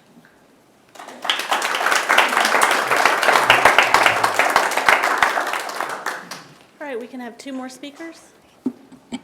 Hi, Ashley Dukes, President of Midtown Mobile Movement, 1855 Dauphin Street. The PUD offers the flexibility to implement the guidelines of the map for Mobile. We are, as many have stated, in support of Publix and development. The problem here is how the additional retail and the design of the development affects the walkability and the character of the neighborhood. Midtown is a united community that desires a walkable village environment. Midtown Movement and the adjoining property owners on Grand, Eddington, and Hazel have done everything possible to advocate for a walkable community and the map for Mobile, even basing our design Old Shell Road plan on it. When we saw how far apart the developer's plan was from the community standards, we offered alternative after alternative, and in the end, giving up everything, including retention pond alternatives, the roundabout, a 2-lane access road, and even district parking, if the developer would relocate buildings to the street with parking behind. In order to alleviate the developer of this irregular shape of the property, as Mr. Pipes mentioned, we offered to purchase parcels ending in 4144 and 5046 from the developer to create a true buffer between R1 and B2, and that could also be used as a park. At the May 5th Planning Commission meeting, we asked for a holdover in hopes to reach a compromise, but unfortunately, the developer has been unwilling to meet the neighbors' basic needs. Marginal changes have been made, but the essential changes that would make this more family-friendly, more pedestrian-friendly, and more successful for the tenants have yet to be addressed, which again is building site plan that is in line with the map for Mobile is Shop C, which lines Florida Street with on-street parking and hides the parking lot behind it. Shop C at 4,500 square feet only accounts for 7% of the site plan. With simple steps outlined in the handout provided, 37% of the site plan could meet the map for Mobile. We understand that the map for Mobile is a long-term plan, which is why we've never asked that 100% of the site adhere, but 37% seems more than reasonable. Step 1, which you'll find on the flagged page of your handout, which addresses Shops B. The most important aspect of the whole development is keeping the streetscape and pedestrian access of Old Shell Road in line with a traditional corridor. We understand that utilities are underneath the vacated service road, and we support the building setback on the developer's site plan. The parking lot on Old Shell Road in front of Shops B could easily transition to green space, extra wide sidewalks, and on-street parking, which traffic engineering, I believe, has recently accepted after discussion with city administration. Shifting the building to the east allows for additional parking on the west, so the required tenant parking remains intact. It is important to note that there are 175 additional spaces more than required in the historic Hank Aaron Loop or even in Spring Hill. Madam Commissioner, may I address the planning staff? You just direct all your comments to us. Sure. If A change is made to allow for Shops B to be more compliant with the map for Mobile than what has been proposed by the developer, by allowing for green space over the vacated service road and where the utilities are. I'm sorry. Would that make it more compliant with the map for Mobile if the changes we are proposing were suggested, were done?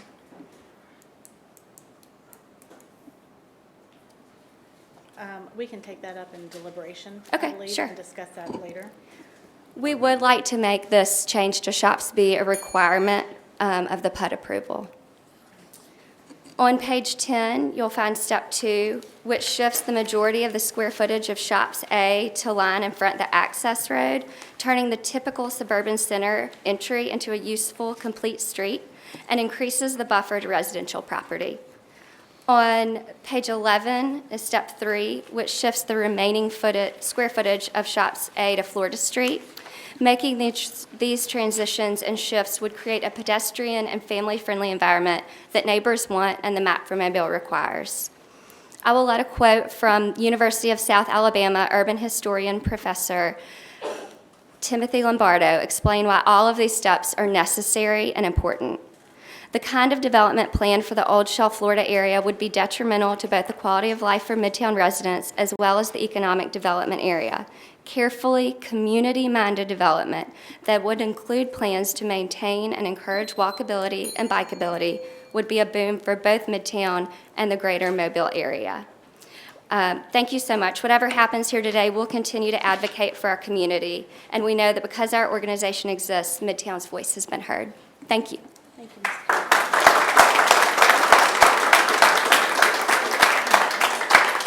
Does anyone have any questions at this time? Not to get into this discussion at this point, but have y'all reviewed or seen any of these proposed changes? Has the staff seen any of this? Okay. Okay. We can have one more speaker in favor of the application. Is there anyone else that would like to speak on behalf? We can have one more. Against. I'm sorry. Yes, you're right. Against. One more against? Yes, would you like to speak? Okay. Please come forward.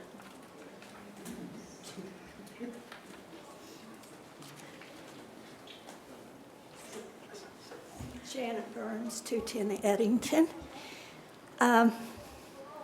This has really been an educational experience for me, coming to all these meetings. First of all, I have to compliment the staff. I think they have done everything possible to facilitate an agreement between the residents and between the developer. I think in many cases the developer has tried to acquiesce to changes that we would like to have. I have one observation, or a couple. I live, as I said, on Eddington, so we're very close to this neighborhood. I have a neighbor at this point who is for it, and I understand why she is, because we don't want a large empty building there. But I would ask you to look at those additional parking spaces. I'm hearing that Publix requires those spaces. I'm not sure if we are certain that that is indeed the case. I wish we would check into that. Because the plan for Mobile needs to be implemented, we know, maybe over a 20-year period, I don't know. But if we put up structures where we don't have land available to gradually put the plan into effect over time, then we're not going to be able to do it. So I've just asked that you look at those additional parking spaces. I know we've done that. When I was down here, I heard you address that in another location, and I asked that you please look at that. Another factor would be the, I don't know if there's a go dark provision on this, so should the stores move out, what's going to happen? Will we end up with a vacant building anyway? The other is lighting. We've not really talked about that, but hopefully we'll have traditional lighting as we had at Spring Hill. But I want to thank you so much for the effort you've put into it, and particularly for the staff who's been very fair. Thank you.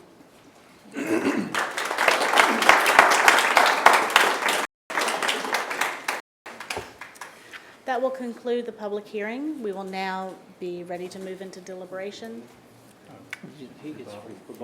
Oh, I'm sorry. Thank you. Thank you. This is only my second time being chairman, so I appreciate everyone's help. Mr. Pipes, would you like to make some comments? Thank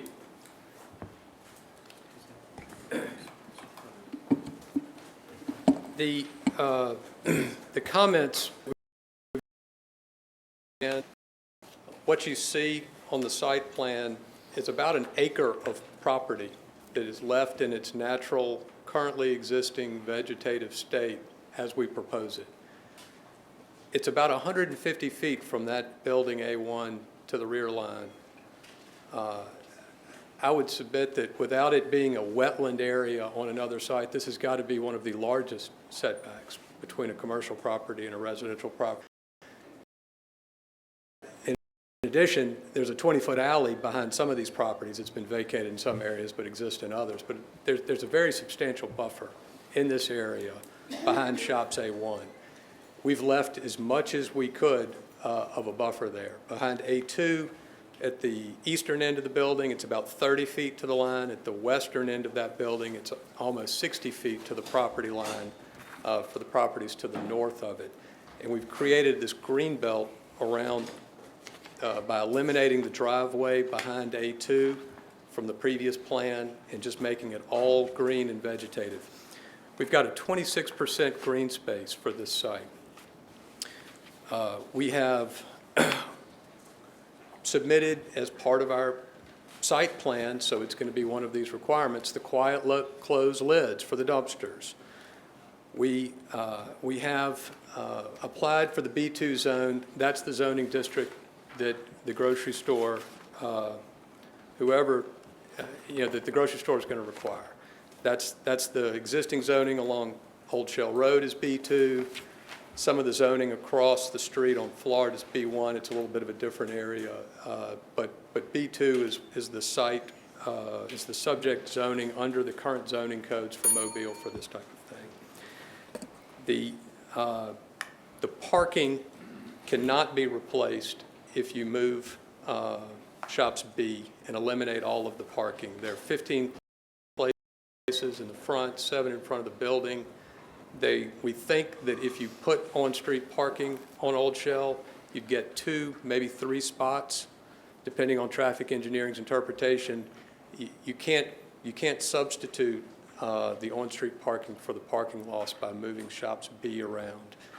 I feel like we've done all we can do with the concerns that people have had.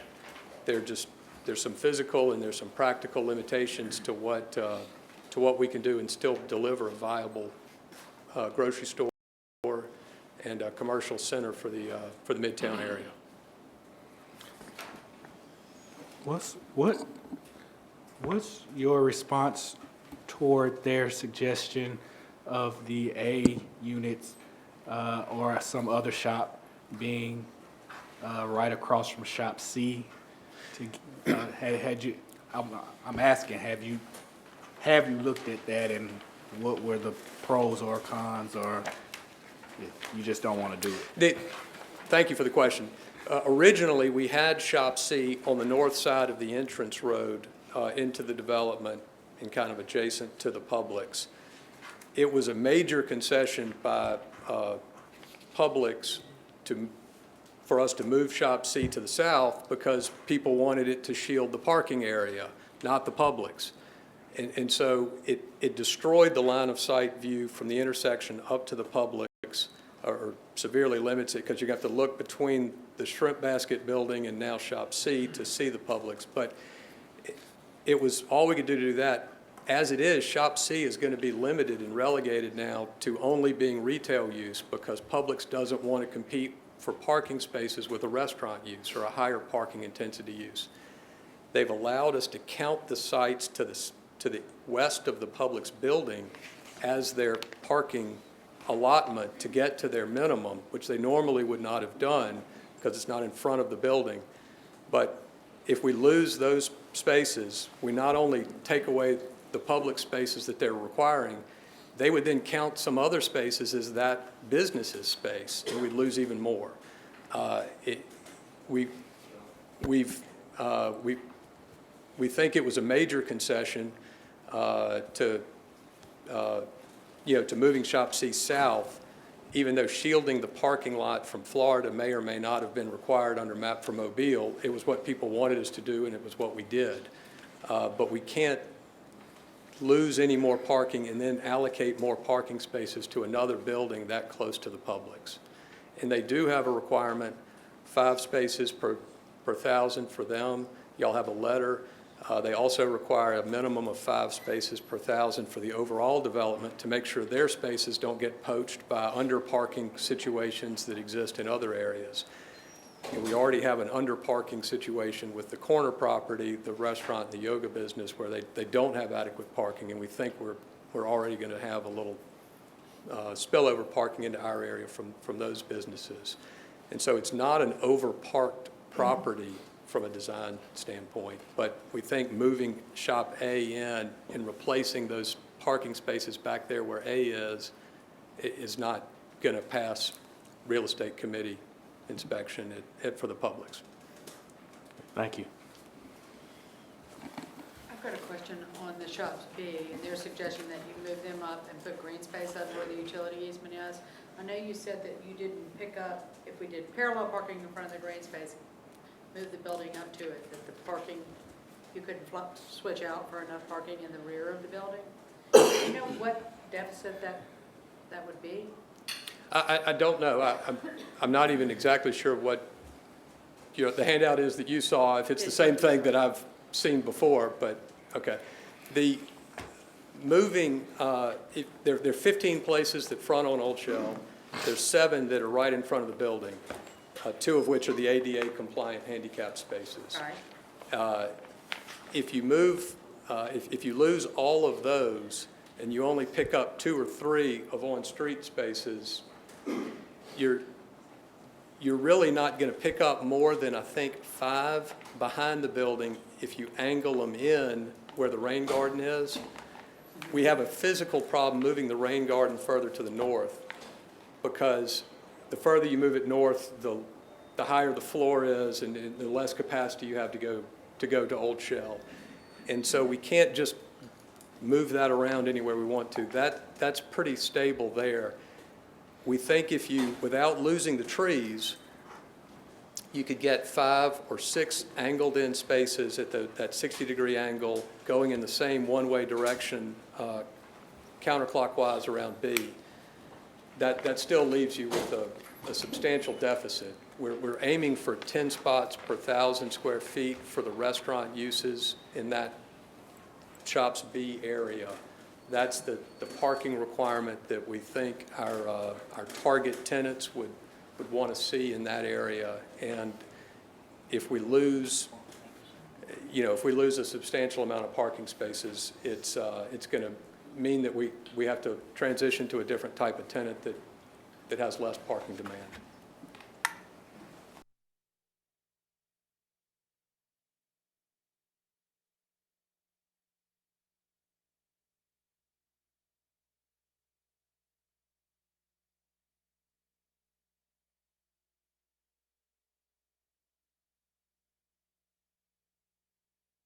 On that entire corridor. Have you had conversations with them? Are they even amenable to removing the power poles such that parking could be there, were it considered? We have not talked with Alabama Power about moving their power poles. Hearing today that on-street parallel parking was even being reconsidered by the city was news to me.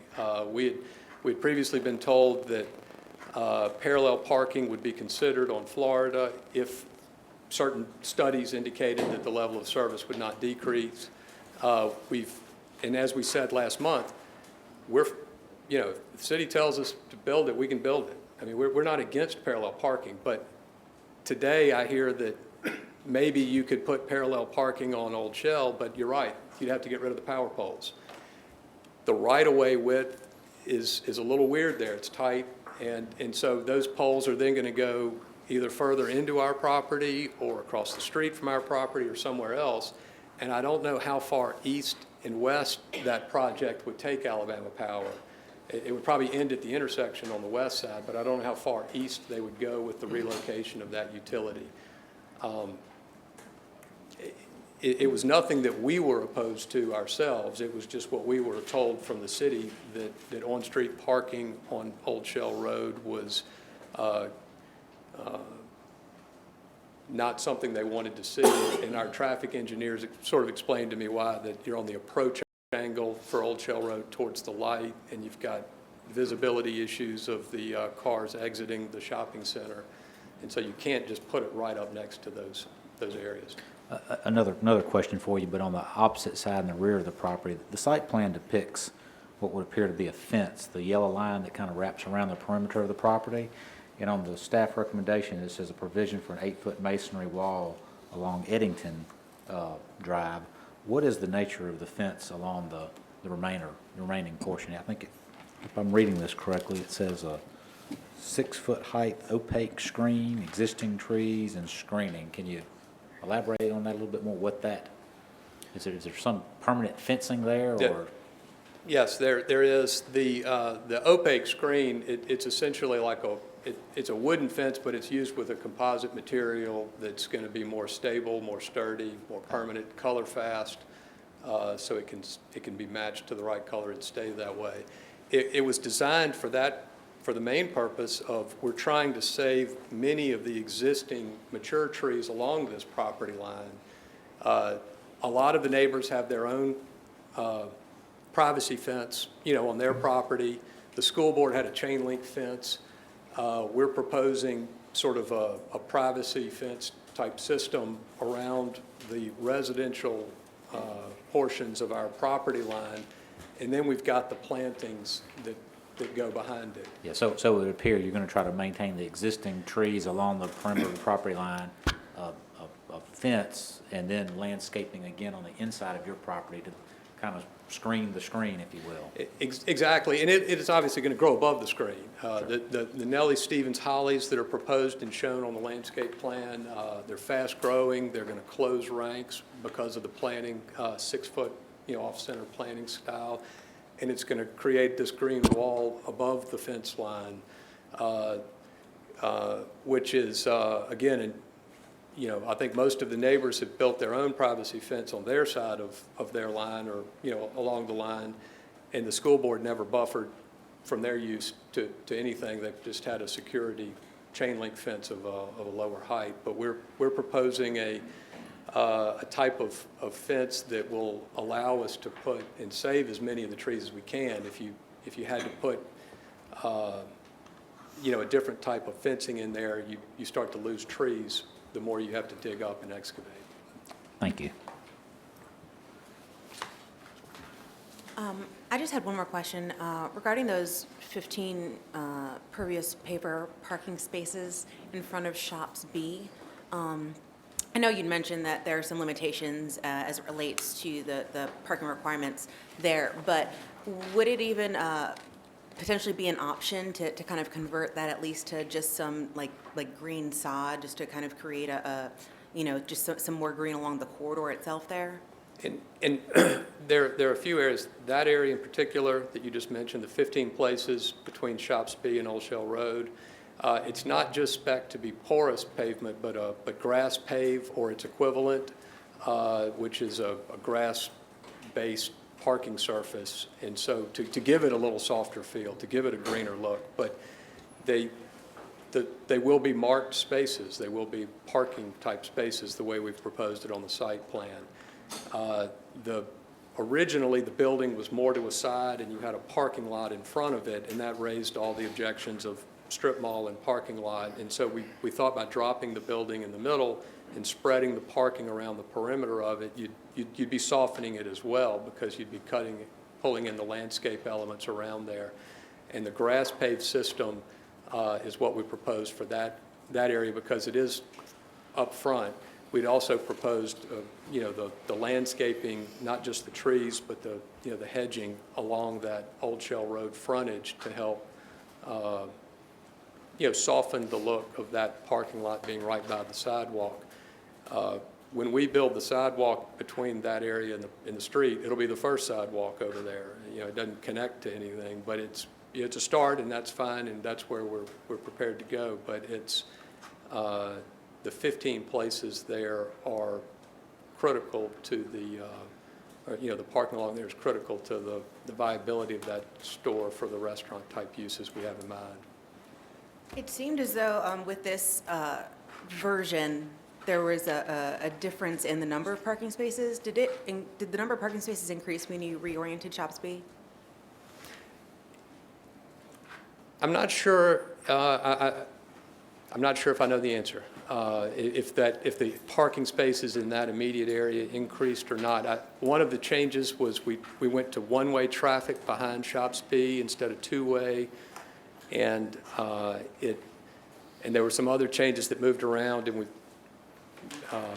but I just don't know the answer to your question if the absolute number changed or not, and I'm not even sure if the square footage is the same. We might have. The other part of like making Shop C bigger was to shield more of the parking. Making Shops B reoriented, it shields, into the development from Old Shell Road and most of the parking area that's behind that as well. So the square footage might be a little different as well, but I don't know off the top of my head what the parking count was on the last application.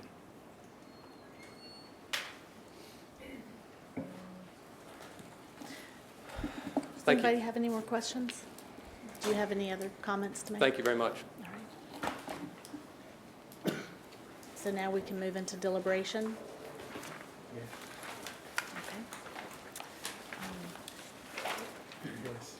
Yes. Move to approve subject to staff recommendations. Second. There's a motion to approve, subject to staff recommendations.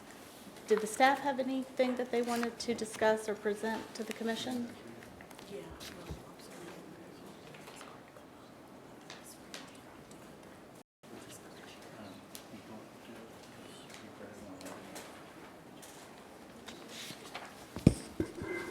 I think Mr. Hoffman was going to make some comments to the commission. Yes. What we are going to discuss briefly is why staff came to the conclusion it did in the report. And then we will also bring up Cart Blackwell Development Commission to discuss the proposed architectural design of the development.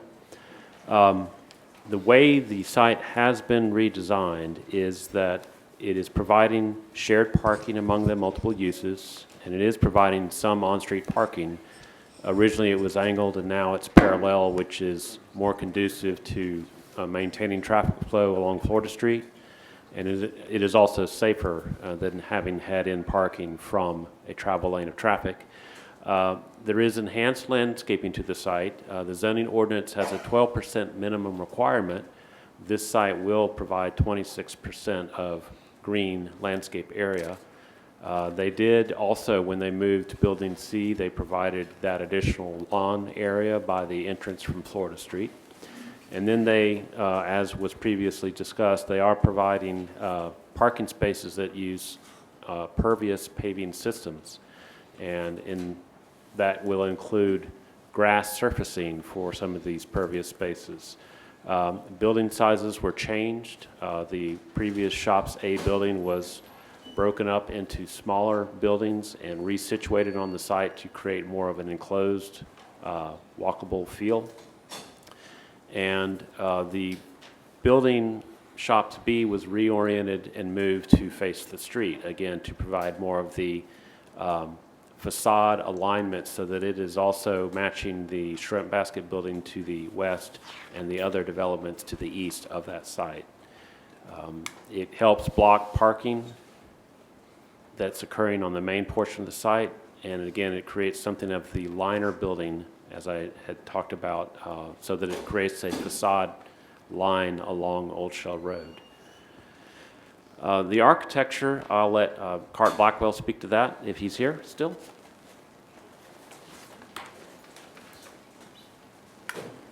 Thank you, Madam President. There are 4 properties that are cited in your staff report. I'll be brief. Those properties are 1751 Old Shell Road, the Market Building opposite Old Shell Road School, 2066 Old Shell Road, El Fuego Restaurant, 1714 Dolphin Street, the old popcorn factory, most recently Escoffier Restaurant, and 1301 Virginia Street, an operating corner grocery at Virginia and Ann Streets. These are 4 buildings within the larger Midtown landscape that the buildings proposed all reference.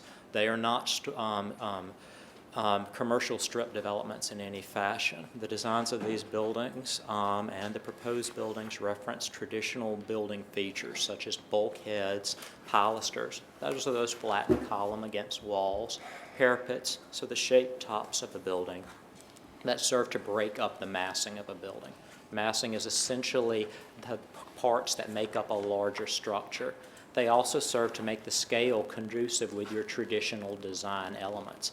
All 4 of those buildings, and some even closer nearby that it draws reference from, one even within sight, Ashland Galleries, are of the earliest phase of commercial development. So they're looking to their design context. These buildings are designed so that they'll be respectful of the historic context and an aesthetic of appeal that is appropriate to the character of that larger historic landscape. And I just have a few other items to talk about. The redesign of the site also increased the walkability and bikeability of the site by providing the multi-use paths. They'll have a bicycle parking location with a fix-it station. There's also, of course, outdoor seating so that you could buy a food item and perhaps sit outside and enjoy it. The buffering to the adjacent residences will be, again, staff has recommended the 8-foot-high masonry wall along Eddington Drive. And then the zoning ordinance would require, as a standard, a 6-foot-high wooden privacy fence along all of the other buffers of the site against the residential uses. They are proposing a lot of vegetation on the site that will be fast-growing and will be evergreen, so as it grows, it will increase over time the amount of buffering between the development and the adjacent single-family homes. They are preserving some existing wooded area on the east side of the site along the back of the properties on Grant Avenue. There will not be any water boxes for the drive-throughs that are proposed. And of course, the lighting of the site will have to meet the zoning ordinance requirements of 0.2 foot candles where the site abuts residential uses. The retention pond is not just a standard pond that you might find in some other developments in Mobile, but it is going to be an amenity that includes trees and landscaping that will make it a very unique feature for this site. And then for the traffic analysis, no additional lanes are being added to either Old Shell Road or Florida. They are just being adjusted to allow proper turning movements. And then the other adjustments to the site plan are for the internal circulation to be appropriately accommodated. We have a motion from Mr. Daves to approve with staff recommendations and a second by Mr. Gant. Is there any other discussion or questions? Yes, sir, Mr. Olson. Ms. Stinson, I have to apologize. As I think most of you know, I had surgery last week.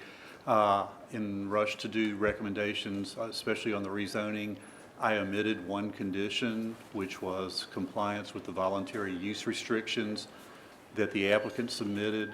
They were not on the typical form, they were in the narrative, so we do not have those on the form, but there were restrictive uses submitted with the application, and I believe the applicant actually, or Mr. Pipes actually brought them up several times during his presentation, so that would need to be added to the rezoning. Do we need to amend the motion for Do we that? need to amend the motion to add that? Yes, sir. Well, Rick, what do I say? I amend the motion to do what? To include the voluntary use restrictions submitted by the applicant. To include the voluntary use restrictions submitted by the applicant? Yes, sir. Mr. Gant, are you still in second? I second the amendment. Any discussion? Yes, Keena? I just had a question, if we could potentially add the crosswalk markings that we kind of spoke about a little bit earlier between, shops A1, A2, and I think A1 and A3. Is that something that would be appropriate to add at this time?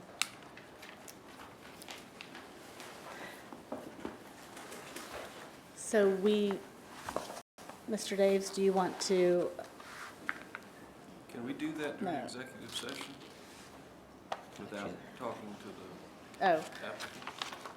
do we, I thought he stated before that it was, I thought he stated before that it was okay. The crosswalks, yeah. Yeah, okay.